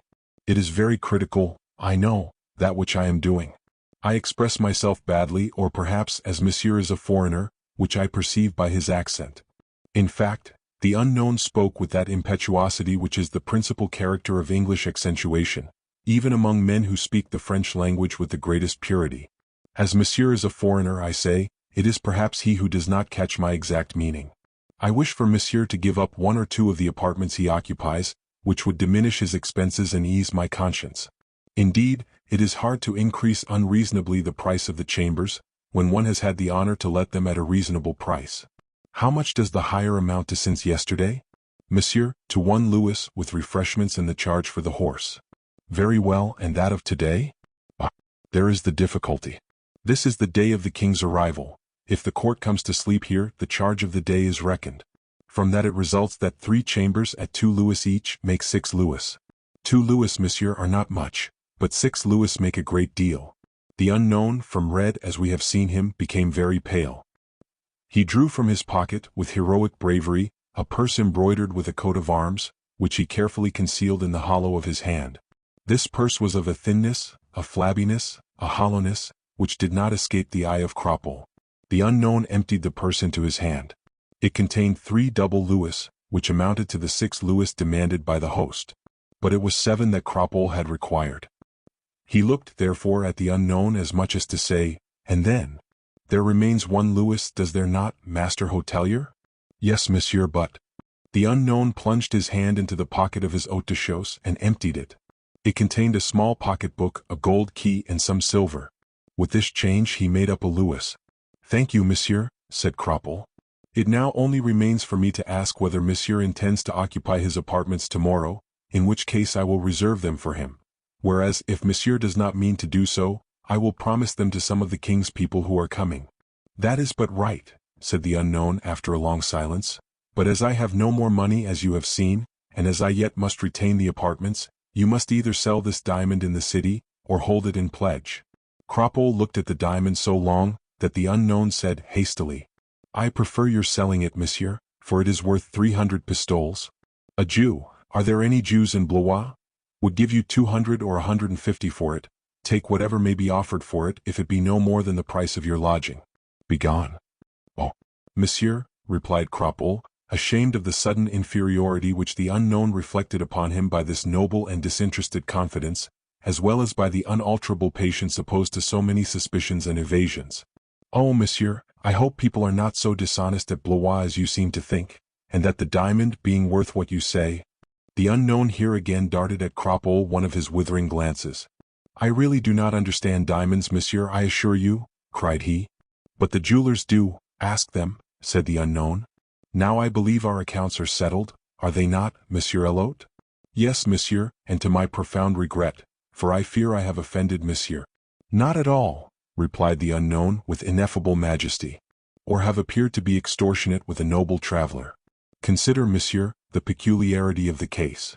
Say no more about it, I desire, and leave me to myself. Cropole bowed profoundly, and left the room with a stupefied air, which announced that he had a good heart, and felt genuine remorse. The unknown himself shut the door after him, and, when left alone, looked mournfully at the bottom of the purse, from which he had taken a small silken bag containing the diamond, his last resource. He dwelt likewise upon the emptiness of his pockets, turned over the papers in his pocket-book, and convinced himself of the state of absolute destitution in which he was about to be plunged. He raised his eyes towards heaven, with a sublime emotion of despairing calmness, brushed off with his hand some drops of sweat which trickled over his noble brow, and then cast down upon the earth a look which just before had been impressed with almost divine majesty. That the storm had passed far from him, perhaps he had prayed in the bottom of his soul.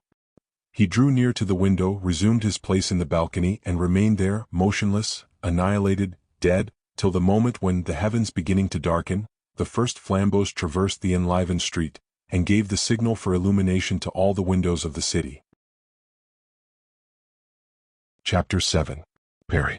Whilst the unknown was viewing these lights with interest, and lending an ear to the various noises, Master Cropole entered his apartment, followed by 2 attendants, who laid the cloth for his meal.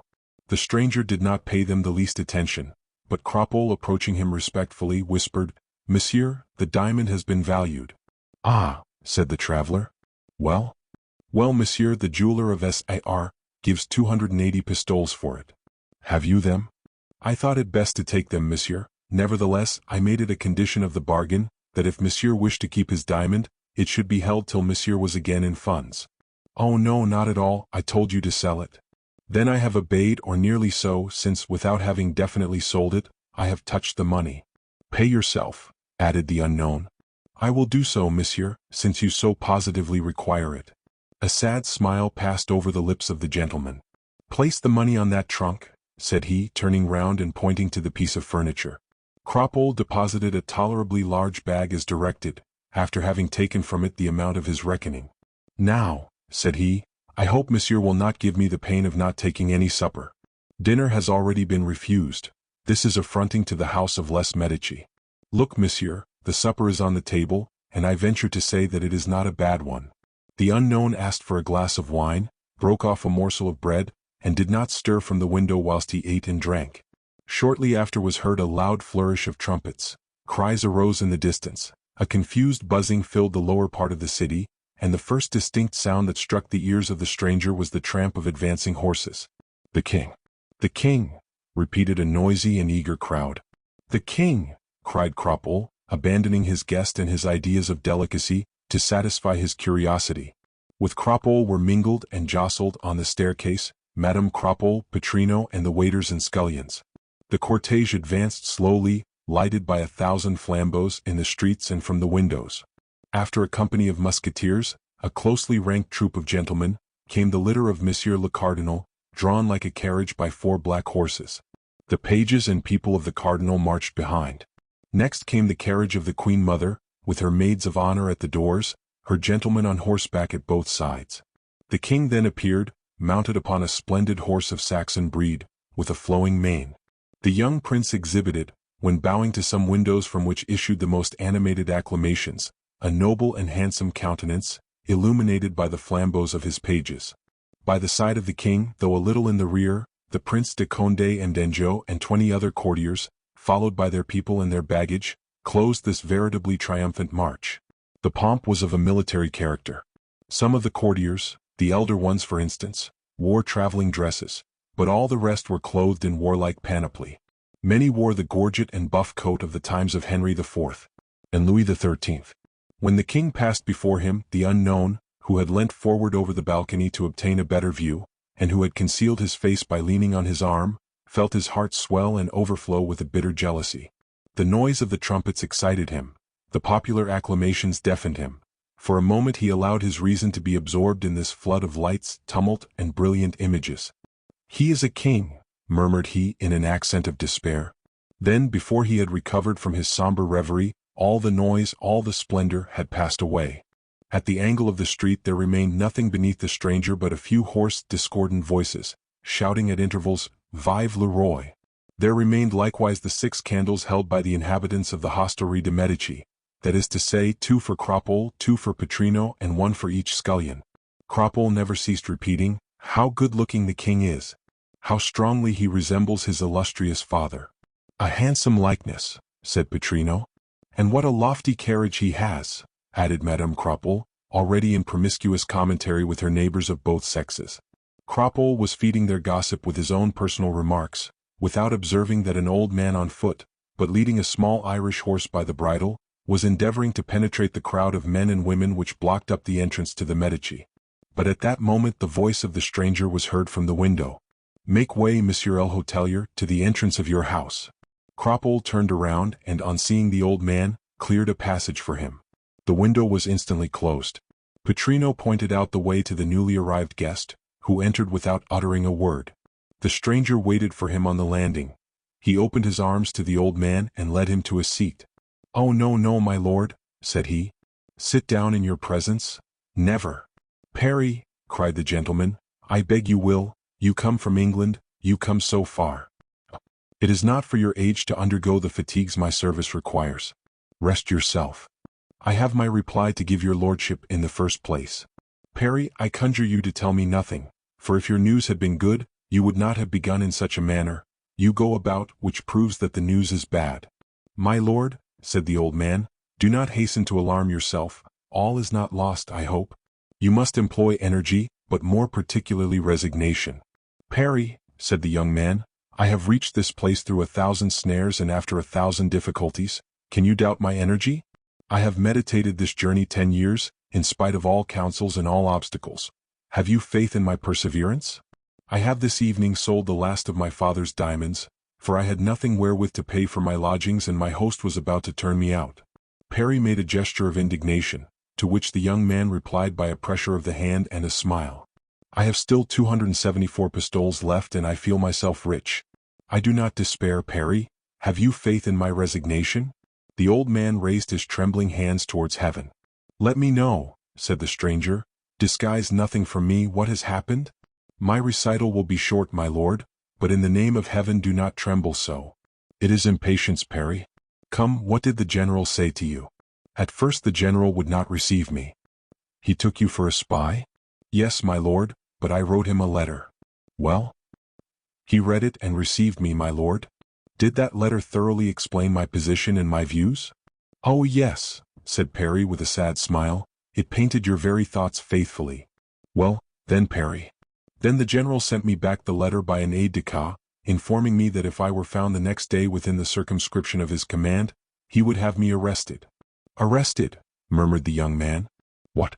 Arrest you, my most faithful servant?" "Yes, my lord." "And notwithstanding you had signed the name Parry?"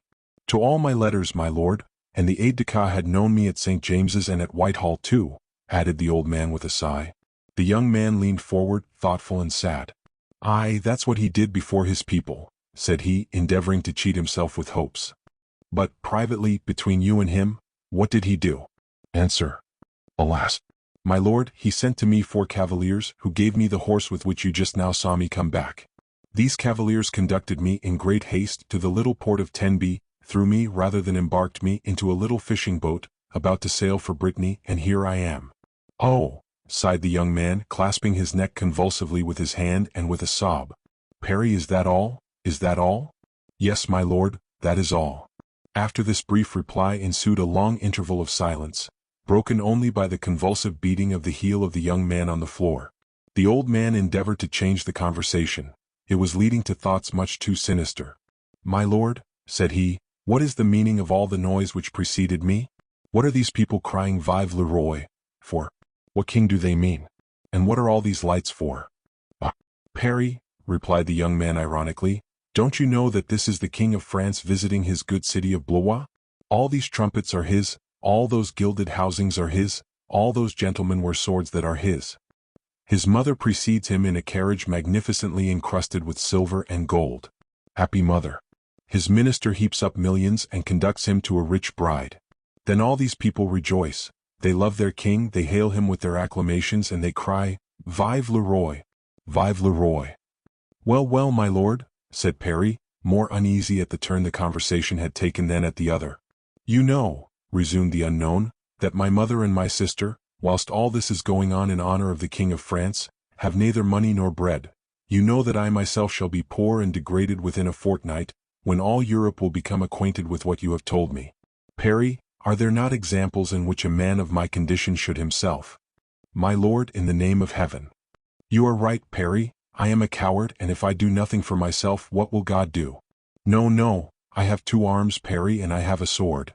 And he struck his arm violently with his hand, and took down his sword, which hung against the wall. "What are you going to do, my lord?" "What am I going to do, Parry? What everyone in my family does.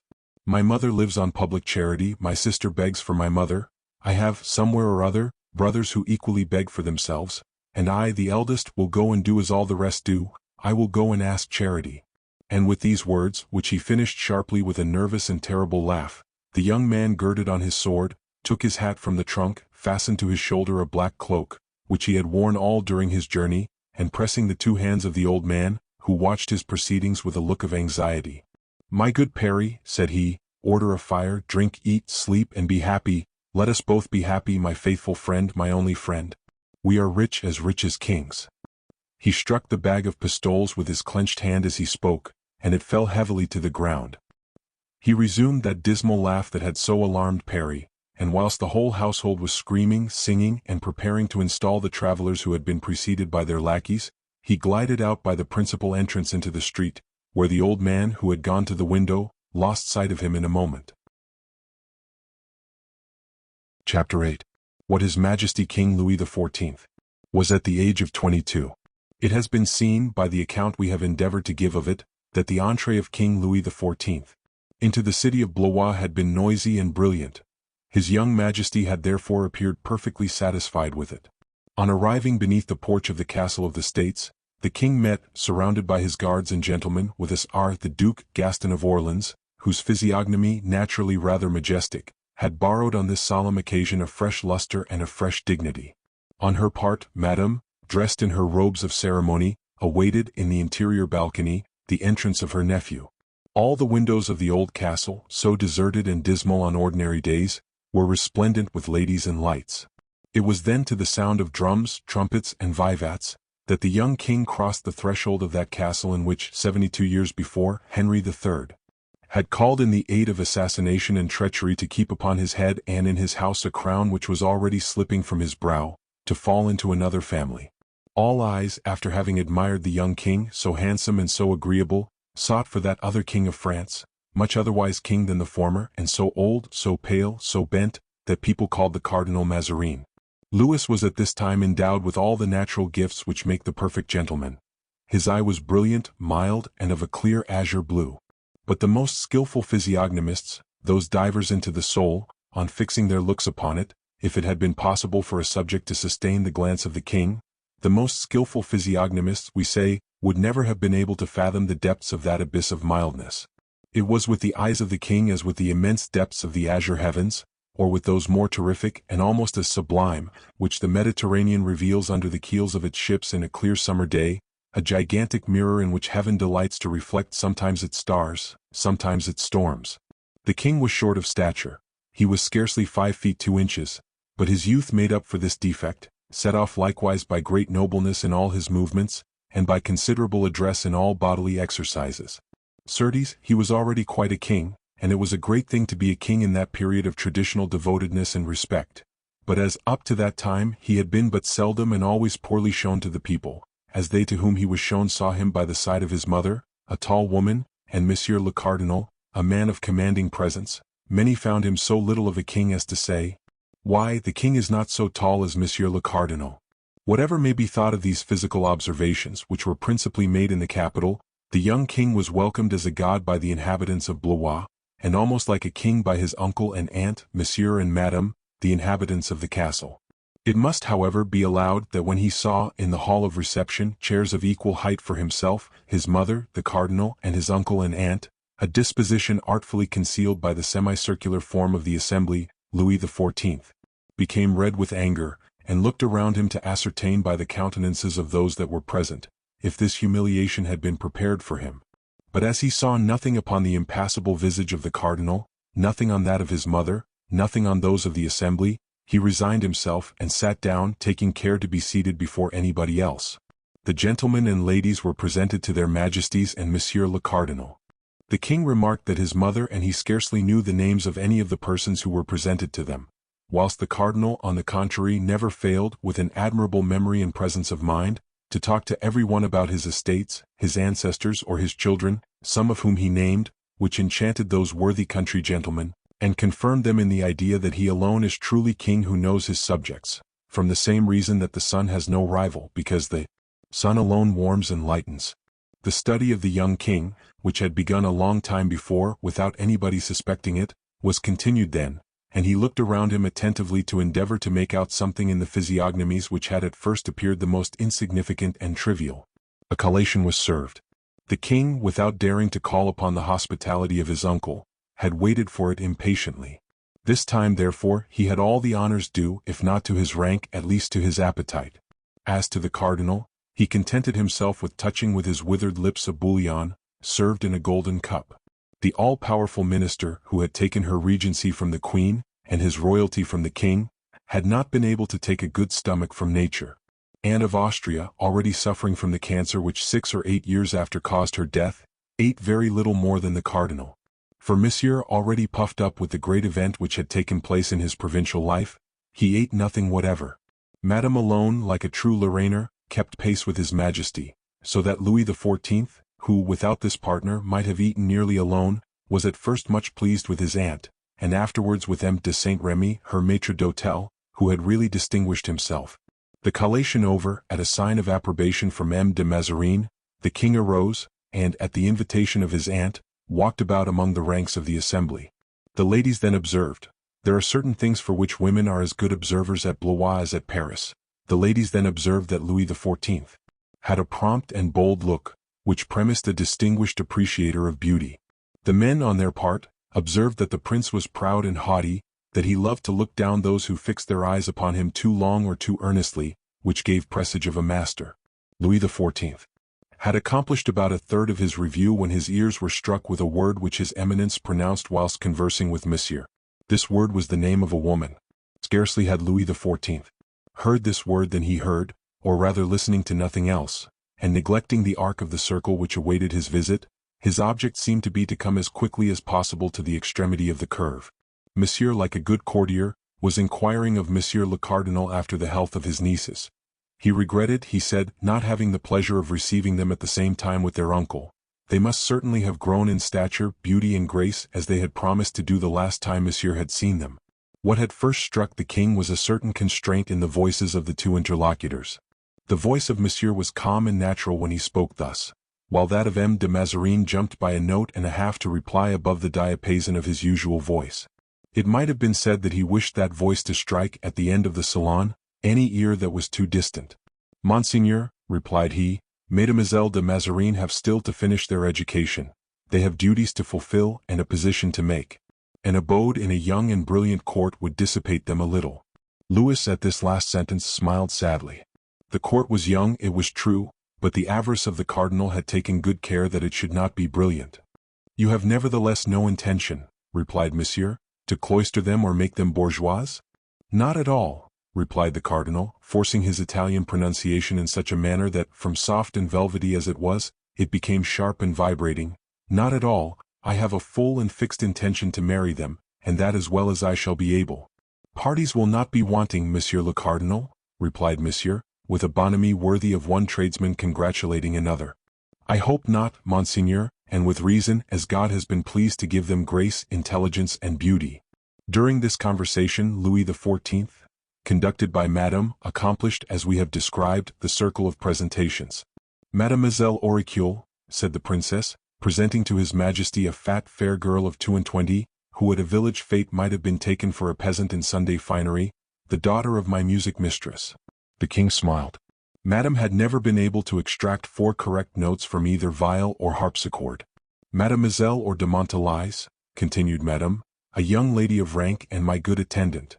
This time it was not the king that smiled, it was the young lady presented because for the first time in her life she heard, given to her by Madame, who generally showed no tendency to spoil her, such an honorable qualification.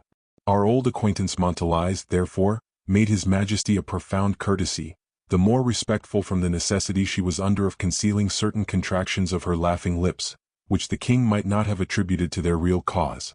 It was just at this moment that the king caught the word which startled him. "And the name of the third?" asked Monsieur. "Mary, Monseigneur," replied the cardinal.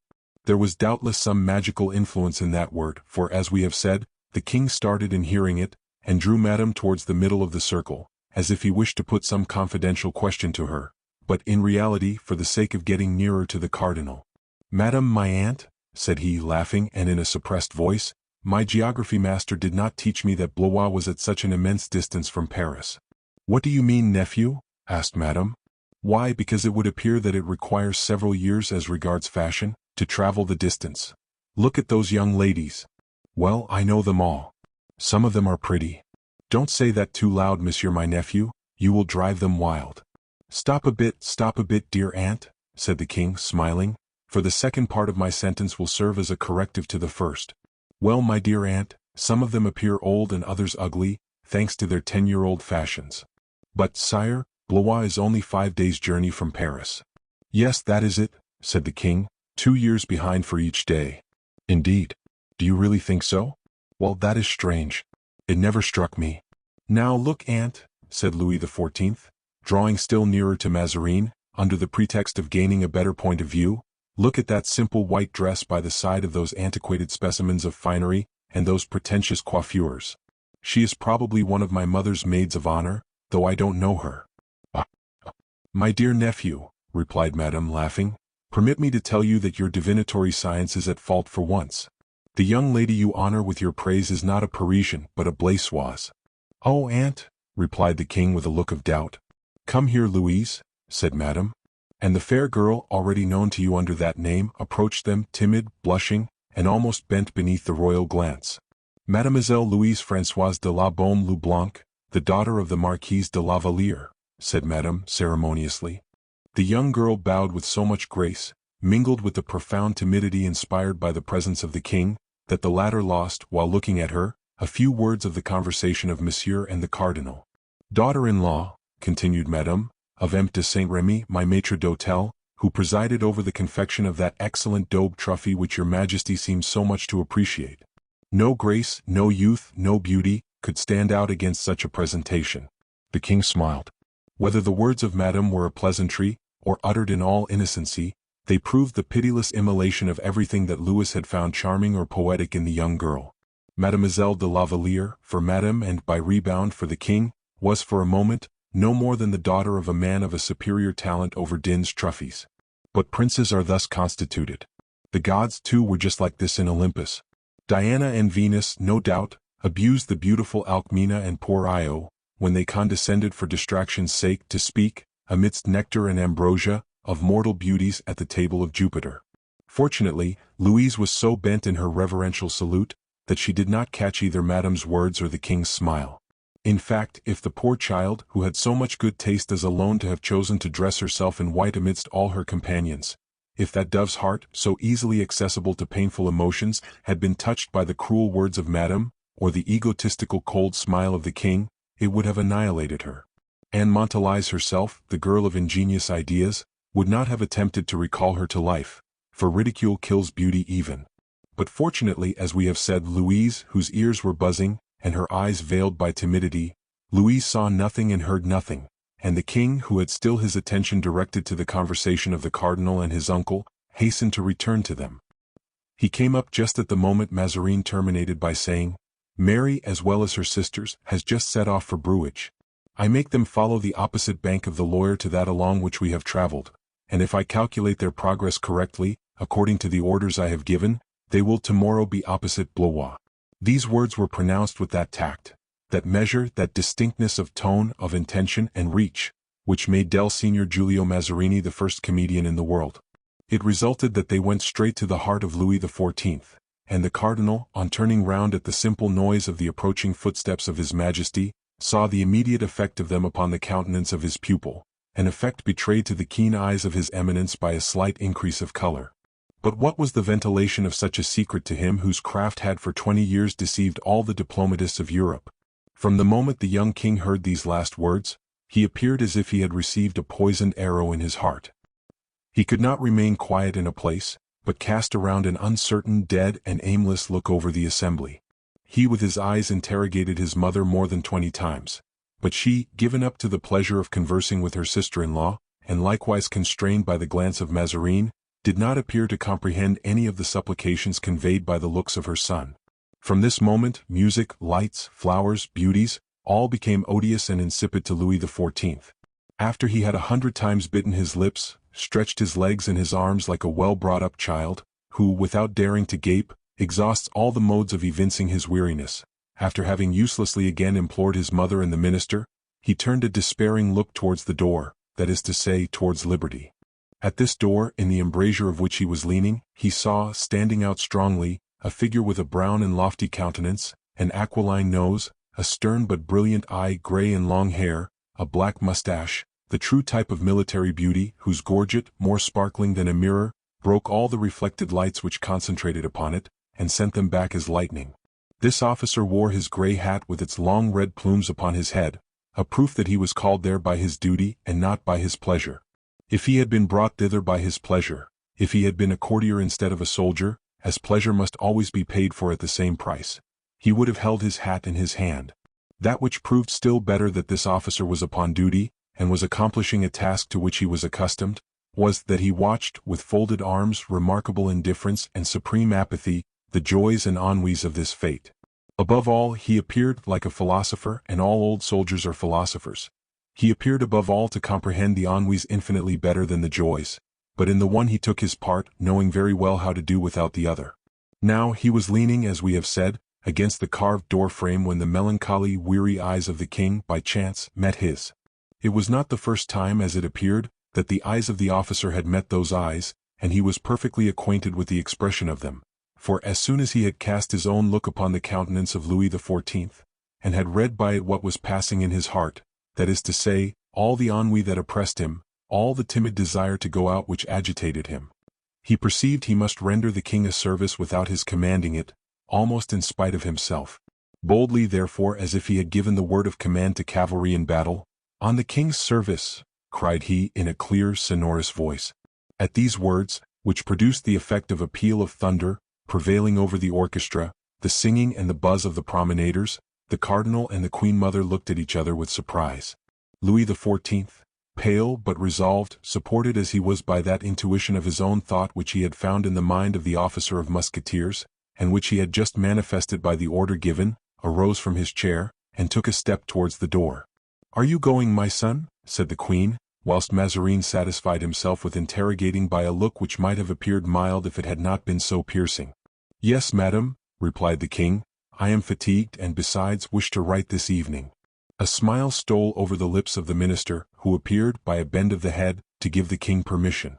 Monsieur and Madame hastened to give orders to the officers who presented themselves. The king bowed, crossed the hall and gained the door, where a hedge of 20 musketeers awaited him.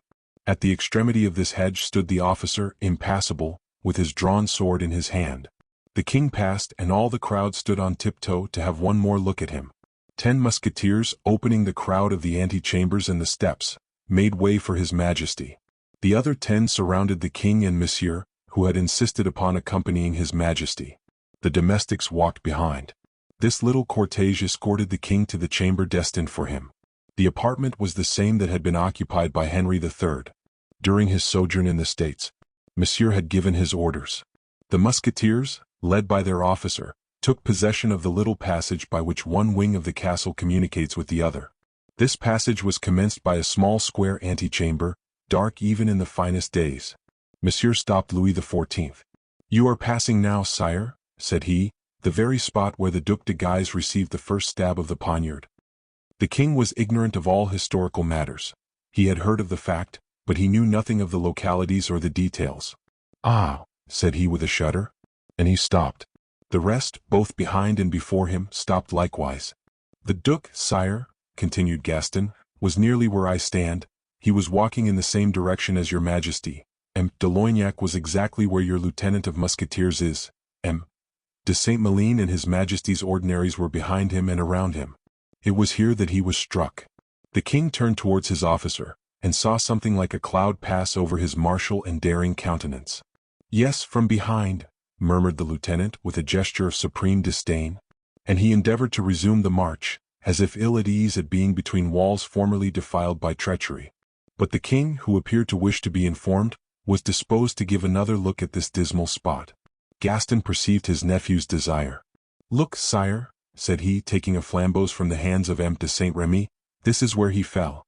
There was a bed there, the curtains of which he tore with catching at them." "Why does the floor seem hollowed out at this spot?" asked Louis. "Because it was here the blood flowed," replied Gaston. "The blood penetrated deeply into the oak, and it was only by cutting it out that they succeeded in making it disappear.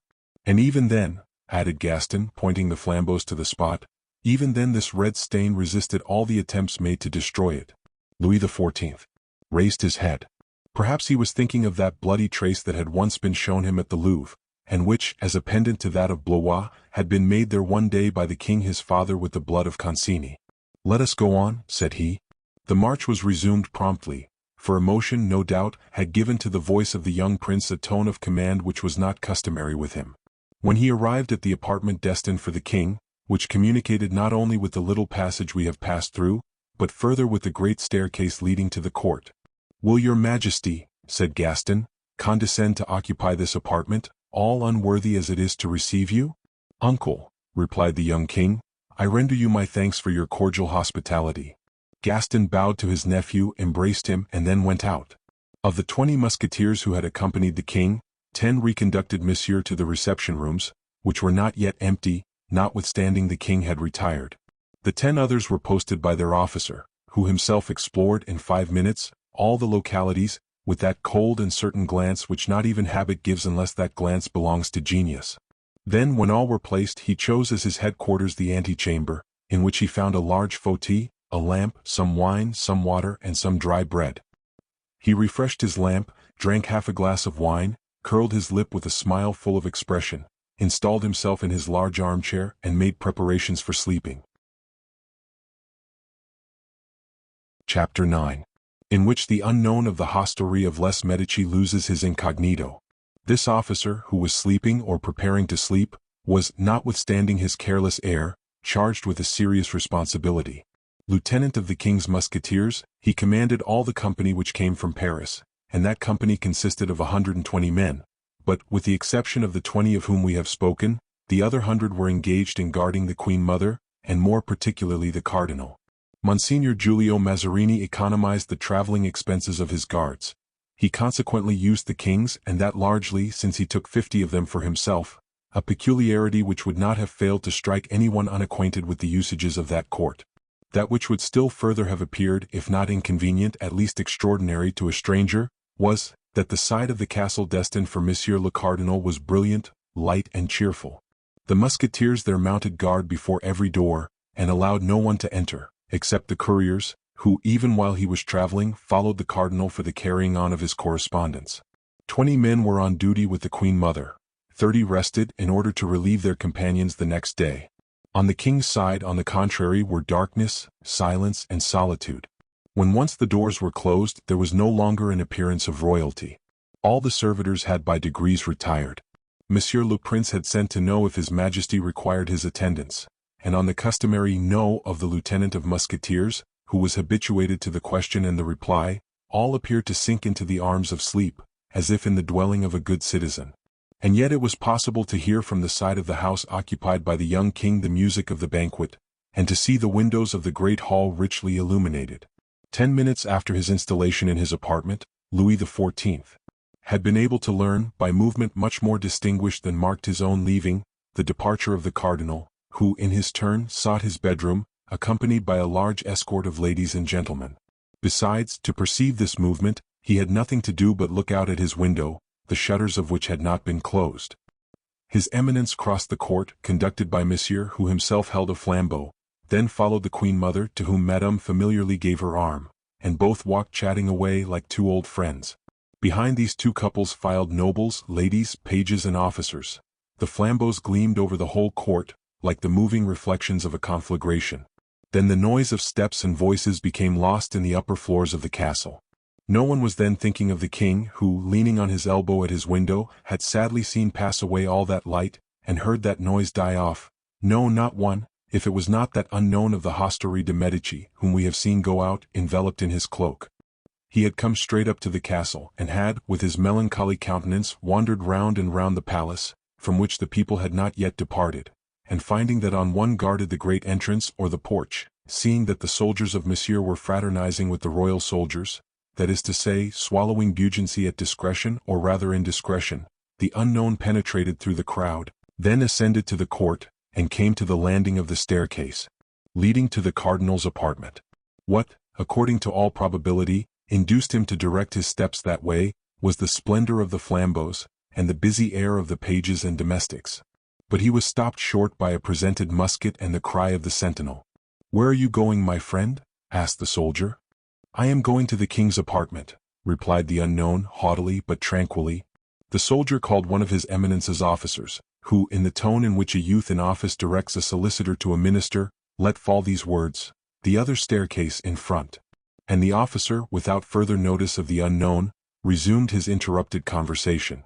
The stranger, without reply, directed his steps towards the staircase pointed out to him. On this side there was no noise, there were no more flambeaux. Obscurity, through which a sentinel glided like a shadow, silence, which permitted him to hear the sound of his own footsteps, accompanied with the jingling of his spurs upon the stone slabs. This guard was one of the 20 musketeers appointed for attendance upon the king, and who mounted guard with the stiffness and consciousness of a statue. "Who goes there?" said the guard. "A friend," replied the unknown. "What do you want?" "To speak to the king." "Do you, my dear monsieur?" "That's not very likely." "Why not?" "Because the king has gone to bed." "Gone to bed already?" "Yes." "No matter, I must speak to him. And I tell you that is impossible." "And yet—" "Go back." "Do you require the word?" "I have no account to render to you." "Stand back." And this time the soldier accompanied his word with a threatening gesture, but the unknown stirred no more than if his feet had taken root. "Monsieur le Musketeer," said he, "are you a gentleman?" "I have that honor." "Very well. I also am one, and between gentlemen some consideration ought to be observed." The soldier lowered his arms, overcome by the dignity with which these words were pronounced. "Speak, monsieur," said he, "and if you ask me anything in my power—" "Thank you. You have an officer, have you not?" "Our lieutenant?" "Yes, monsieur."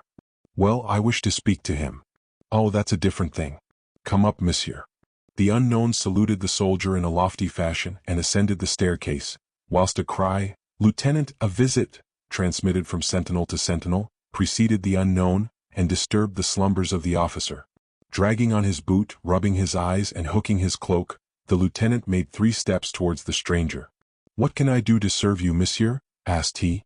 "You are the officer on duty, lieutenant of the Musketeers, are you?" "I have that honor," replied the officer. "Monsieur, I must absolutely speak to the king." The lieutenant looked attentively at the unknown, and in that look, he saw all he wished to see, that is to say, a person of high distinction in an ordinary dress. "I do not suppose you to be mad," replied he, "and yet you seem to me to be in a condition to know, monsieur, that people do not enter a king's apartments in this manner without his consent." "He will consent." "Monsieur, permit me to doubt that. The king has retired this quarter of an hour. He must be now undressing. Besides, the word is given. When he knows who I am, he will recall the word." The officer was more and more surprised, more and more subdued. "If I consent to announce you, may I at least know whom to announce, monsieur?" "You will announce His Majesty Charles II, King of England, Scotland, and Ireland." The officer uttered a cry of astonishment, drew back, and there might be seen upon his pallid countenance one of the most poignant emotions that ever an energetic man endeavored to drive back to his heart. "Oh yes, sire, in fact," said he, "I ought to have recognized you." "You have seen my portrait, then?" "No, sire." "Or else you have seen me formerly at court before I was driven from France?" "No, sire, it is not even that." "How then could you have recognized me if you have never seen my portrait or my person?" "Sire, I saw His Majesty your father at a terrible moment." "The day?" "Yes." A dark cloud passed over the brow of the prince. Then, dashing his hand across it, "Do you see any difficulty in announcing me?" said he. "Sire, pardon me," replied the officer, "but I could not imagine a king under so simple an exterior, and yet I had the honor to tell your Majesty just now that I had seen Charles I. But pardon me, monsieur, I will go and inform the king." But returning after going a few steps, "Your Majesty is desirous, without doubt, that this interview should be a secret?" said he. "I do not require it, but if it were possible to preserve it." "It is possible, sire, for I can dispense with informing the first gentleman on duty, but for that your Majesty must please to consent to give up your sword." "True, true, I had forgotten that no one armed is permitted to enter the chamber of a king of France.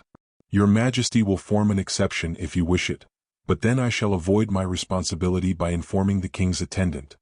Here is my sword, monsieur. Will you now please to announce me to His Majesty?" "Instantly, sire." And the officer immediately went and knocked at the door of communication, which the valet opened to him.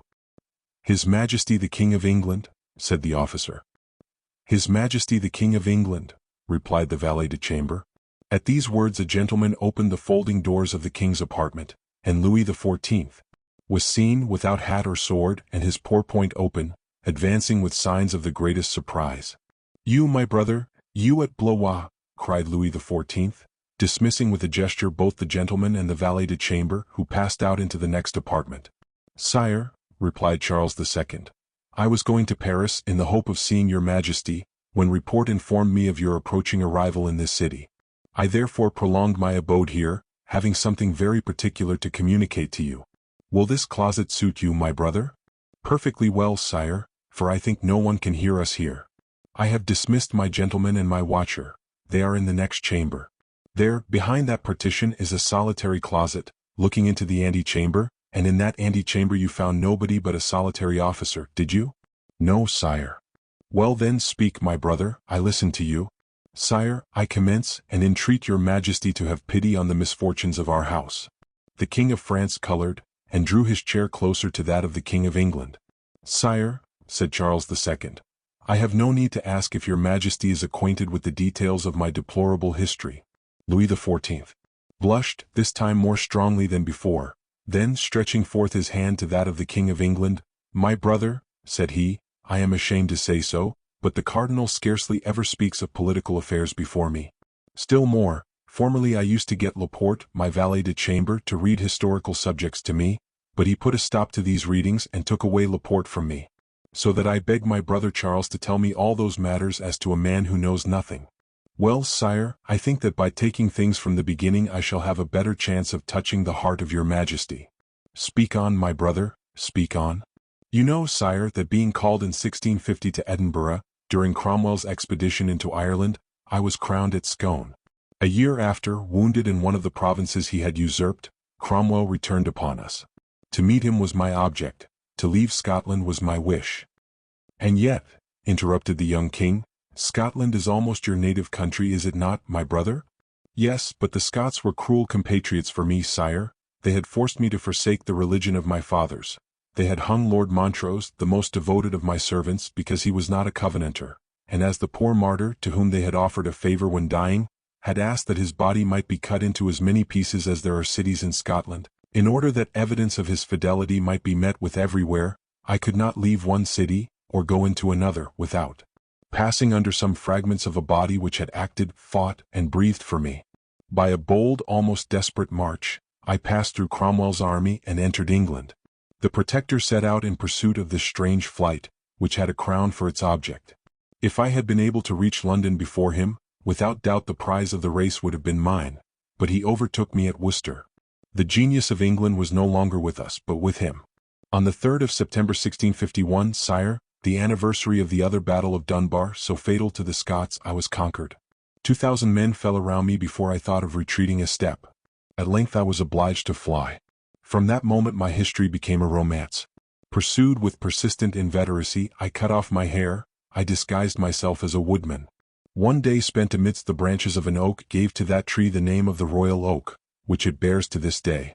My adventures in the county of Stafford, whence I escaped with the daughter of my host on a pillion behind me, still fill the tales of the country firesides, and would furnish matter for ballads. I will some day write all this, sire, for the instruction of my brother kings. I will first tell how, on arriving at the residence of Mr. Norton, I met with a court chaplain, who was looking on at a party playing at skittles, and an old servant who named me, bursting into tears, and who was as near and as certainly killing me by his fidelity as another might have been by treachery. Then I will tell of my terrors, yes, sire, of my terrors, when at the house of Colonel Wyndham, a farrier who came to shoe our horses declared they had been shot in the north. How strange, murmured Louis XIV. I never heard anything of all that. I was only told of your embarkation at Brighelmstone and your landing in Normandy. Asterisk, the correct name of the city is Brighthelmstone. The mistake is Dumas's. Oh, exclaimed Charles, if heaven permits kings to be thus ignorant of the histories of each other, how can they render assistance to their brothers who need it? But tell me, continued Louis XIV, how, after being so roughly received in England, you can still hope for anything from that unhappy country and that rebellious people? Oh, sire, since the Battle of Worcester, everything has changed there. Cromwell is dead, after having signed a treaty with France, in which his name is placed above yours. He died on the 3rd of September 1658, a fresh anniversary of the battles of Dunbar and Worcester. His son has succeeded him. But certain men have a family, sire, and no heir. The inheritance of Oliver was too heavy for Richard. Richard was neither a Republican nor a Royalist. Richard allowed his guards to eat his dinner, and his generals to govern the Republic. Richard abdicated the Protectorate on the 22nd of April 1659, more than a year ago, sire. From that time England is nothing but a tennis court, in which the players throw dice for the crown of my father. The two most eager players are Lambert and Monk. Well, sire, I in my turn wish to take part in this game, where the stakes are thrown upon my royal mantle. Sire, it only requires 1,000,000 to corrupt one of these players and make an ally of him, or 200 of your gentlemen to drive them out of my palace at Whitehall, as Christ drove the money changers from the temple. You come then, replied Louis XIV, to ask me for your assistance, that is to say, not only for that which kings owe to each other, but that which simple Christians owe to each other, your assistance, sire, either in money or men. Your assistance, sire, and within a month, whether I oppose Lambert to Monk or Monk to Lambert, I shall have reconquered my paternal inheritance, without having cost my country a guinea, or my subjects a drop of blood, for they are now all drunk with revolutions, protectorates, and republics, and ask nothing better than to fall staggering to sleep in the arms of royalty. Your assistance, sire, and I shall owe you more than I owe my father, my poor father, who bought at so dear a rate the ruin of our house. You may judge, sire, whether I am unhappy, whether I am in despair, for I accuse my own father. And the blood mounted to the pale face of Charles II, who remained for an instant with his head between his hands, and as if blinded by that blood which appeared to revolt against the filial blasphemy. The young king was not less affected than his elder brother. He threw himself about in his fauteuil, and could not find a single word of reply. Charles II, to whom 10 years in age gave a superior strength to master his emotions, recovered his speech the first. Sire, said he, your reply? I wait for it as a criminal waits for his sentence. Must I die? My brother, replied the French prince, you ask of me for 1,000,000, me who was never possessed of a quarter of that sum. I possess nothing. I am no more king of France than you are king of England. I am a name, a cipher dressed in fleur-de-lis velvet, that is all. I am upon a visible throne, that is my only advantage over your majesty. I have nothing, I can do nothing. Can it be so? Exclaimed Charles II. My brother, said Louis, sinking his voice, I have undergone miseries with which my poorest gentlemen are unacquainted. If my poor Laporte were here, he would tell you that I have slept in ragged sheets, through the holes of which my legs have passed. He would tell you that afterwards, when I asked for carriages, they brought me conveyances half destroyed by the rats of the coach-houses. He would tell you that when I asked for my dinner, the servants went to the cardinal's kitchen to inquire if there were any dinner for the king. And look, today, this very day, even when I am 22 years of age, today when I have attained the grade of the majority of kings, today when I ought to have the key of the treasury, the direction of the policy, the supremacy in peace and war, cast your eyes around me, see how I am left. Look at this abandonment, this disdain, this silence. Whilst yonder, look yonder. View the bustle, the lights, the homage. There you see the real king of France, my brother. In the cardinal's apartments? Yes, in the cardinal's apartments. Then I am condemned, sire? Louis XIV made no reply. Condemned is the word, for I will never solicit him who left my mother and sister to die with cold and hunger, the daughter and granddaughter of Henry IV. As surely they would have if M. de Retz and the Parliament had not sent them wood and bread. To die, murmured Louis XIV. Well, continued the King of England, poor Charles II, grandson of Henry IV, as you are, sire, having neither Parliament nor Cardinal de Retz to apply to, will die of hunger, as his mother and sister had nearly done. Louis knitted his brow and twisted violently the lace of his ruffles. This prostration, this immobility, serving as a mark to an emotion so visible, struck Charles II, and he took the young man's hand. Thanks, said he, my brother. You pity me, and that is all I can require of you in your present situation. Sire, said Louis XIV, with a sudden impulse and raising his head, it is 1,000,000 you require, or 200 gentlemen, I think you say? Sire, 1,000,000 would be quite sufficient. That is very little. Offered to a single man it is a great deal. Convictions have been purchased at a much lower price, and I should have nothing to do but with venalities. 200 gentlemen. Reflect. That is little more than a single company. Sire, there is in our family a tradition, and that is, that 4 men for French gentlemen devoted to my father, were near saving my father, though condemned by a parliament, guarded by an army and surrounded by a nation. Then if I can procure you 1,000,000 or 200 gentlemen, you will be satisfied, and you will consider me your well-affectioned brother?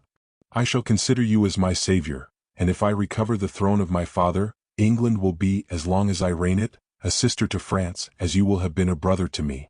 Well, my brother, said Louis, rising, What you hesitate to ask for, I will myself demand. That which I have never done on my own account, I will do on yours. I will go and find the King of France, the other, the rich, the powerful one, I mean. I will myself solicit this 1,000,000, or these 200 gentlemen, and we will see." "Oh," cried Charles, "you are a noble friend, sire, a heart created by God. You save me, my brother, and if you should ever stand in need of the life you restored me, demand it."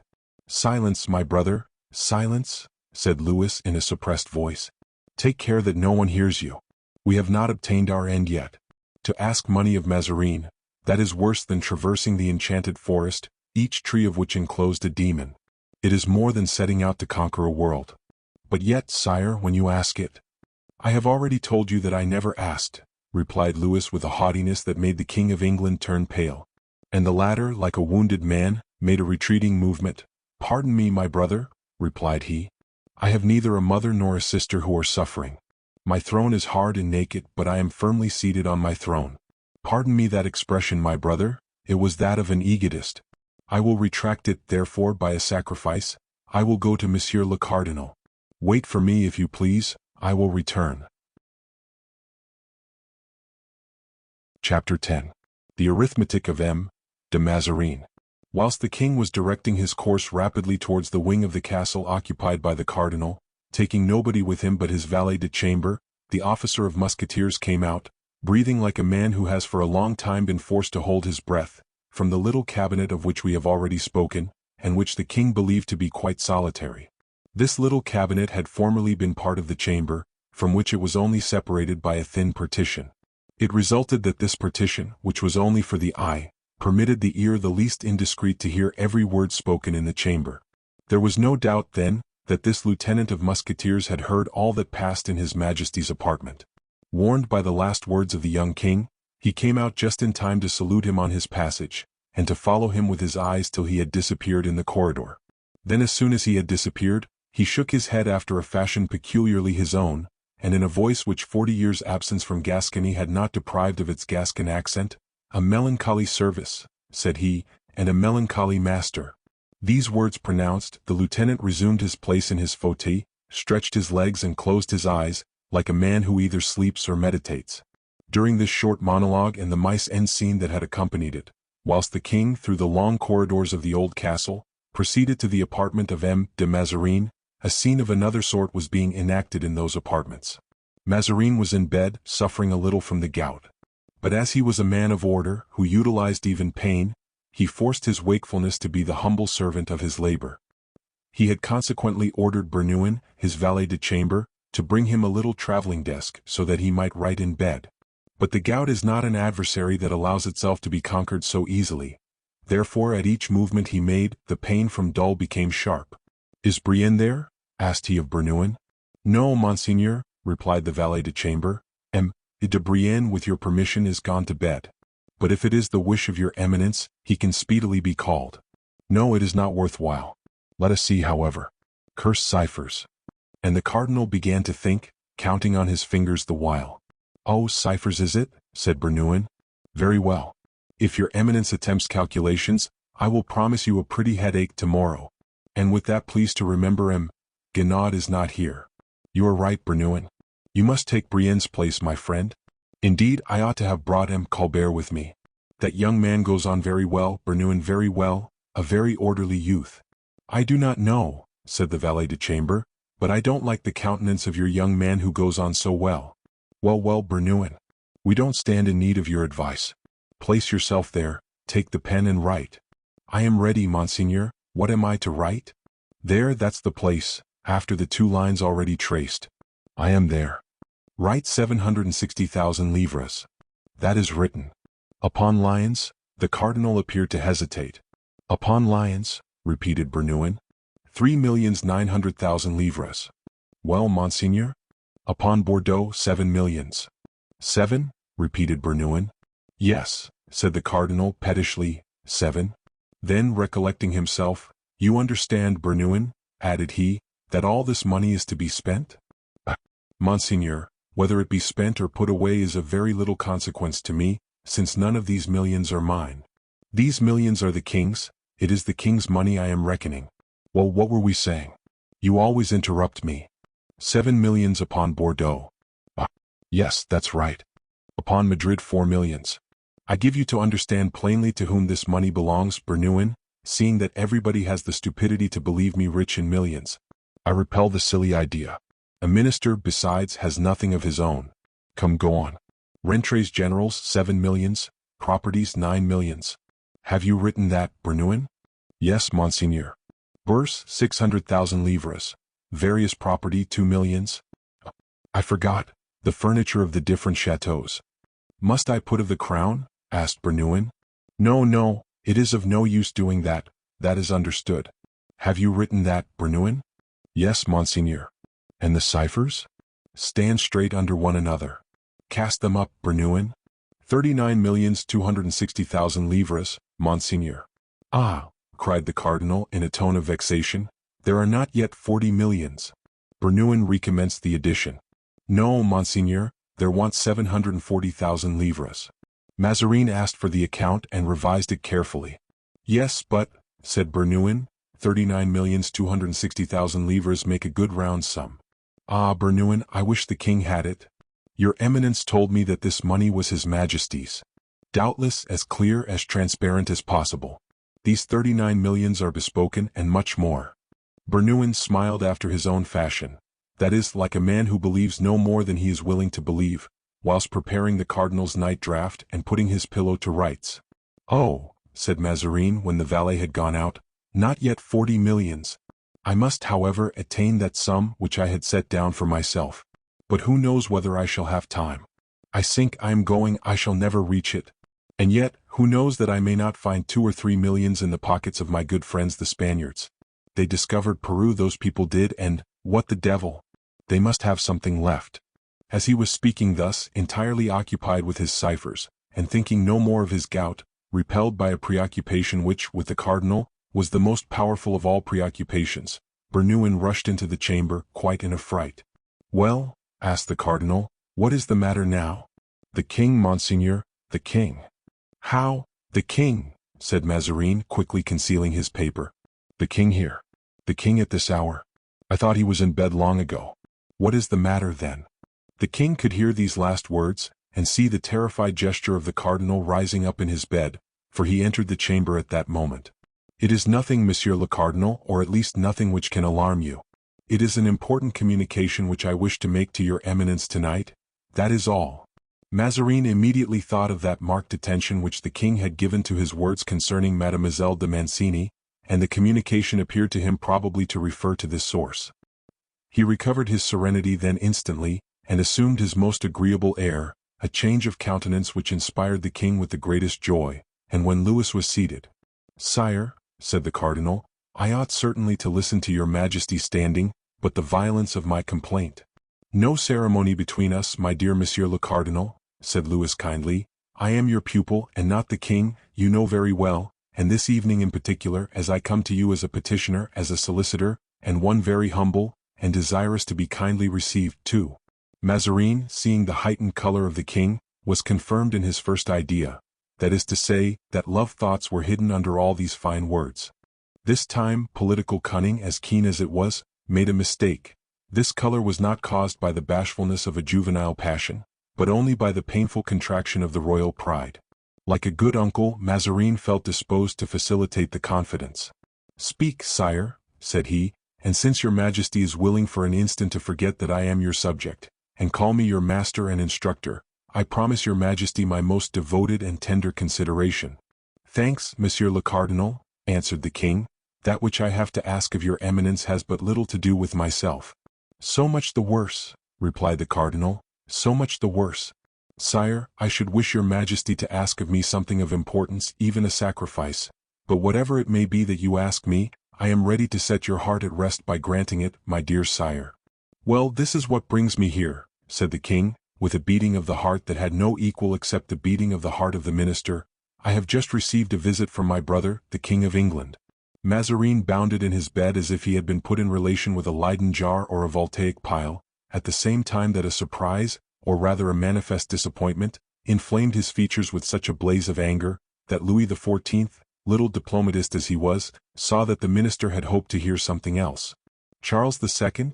Exclaimed Mazarin, with a hoarse voice and a disdainful movement of his lips. You have received a visit from Charles II? From King Charles II, replied Louis, according in a marked manner to the grandson of Henry IV, the title which Mazarin had forgotten to give him. Yes, Monsieur le Cardinal, that unhappy prince has touched my heart with the relation of his misfortunes. His distress is great, Monsieur le Cardinal, and it has appeared painful to me, who have seen my own throne disputed, who have been forced in times of commotion to quit my capital, to me, in short, who am acquainted with misfortune, to leave a deposed and fugitive brother without assistance. Eh, said the cardinal sharply, why had he not, as you have, a Jules Mazarin by his side? His crown would then have remained intact. I know all that my house owes to your eminence, replied the king haughtily, and you may well believe that I, on my part, shall never forget it. It is precisely because my brother, the King of England, has not about him the powerful genius who has saved me, it is for that, I say, that I wish to conciliate the aid of that same genius, and beg you to extend your arm over his head, well assured, Monsieur le Cardinal, that your hand, by touching him only, would know how to replace upon his brow the crown which fell at the foot of his father's scaffold. Sire, replied Mazarin, I thank you for your good opinion with regard to myself, but we have nothing to do yonder. They are a set of madmen who deny God and cut off the heads of their kings. They are dangerous, observe, sire, and filthy to the touch after having wallowed in royal blood and covenantal murder. That policy has never suited me, I scorn it and reject it. Therefore you ought to assist in establishing a better. What is that? The restoration of Charles II, for example. Good heavens, cried Mazarin, does the poor prince flatter himself with that chimera? Yes, he does, replied the young king, terrified at the difficulties opposed to this project, which he fancied he could perceive in the infallible eye of his minister. He only asks for 1,000,000 to carry out his purpose. Is that all? A little million, if you please, said the cardinal ironically, with an effort to conquer his Italian accent. A little million, if you please, brother? Bah! A family of mendicants. Cardinal, said Louis, raising his head, that family of mendicants is a branch of my family. Are you rich enough to give millions to other people, sire? Have you millions to throw away? Oh, replied Louis XIV, with great pain which he, however, by a strong effort, prevented from appearing on his countenance. Oh, yes, Monsieur le Cardinal, I am well aware I am poor, and yet the crown of France is worth 1,000,000, and to perform a good action I would pledge my crown if it were necessary. I could find Jews who would be willing to lend me 1,000,000. So, sire, you say you want 1,000,000? Said Mazarin. Yes, monsieur, I say so. You are mistaken, greatly mistaken, sire. You want much more than that. Bernouin, you shall see, sire, how much you really want. What, cardinal? Said the king. Are you going to consult a lackey about my affairs? Bernouin, cried the cardinal again, without appearing to remark the humiliation of the young prince. Come here, Bernouin, and tell me the figures I gave you just now. Cardinal, did you not hear me? Said Louis, turning pale with anger.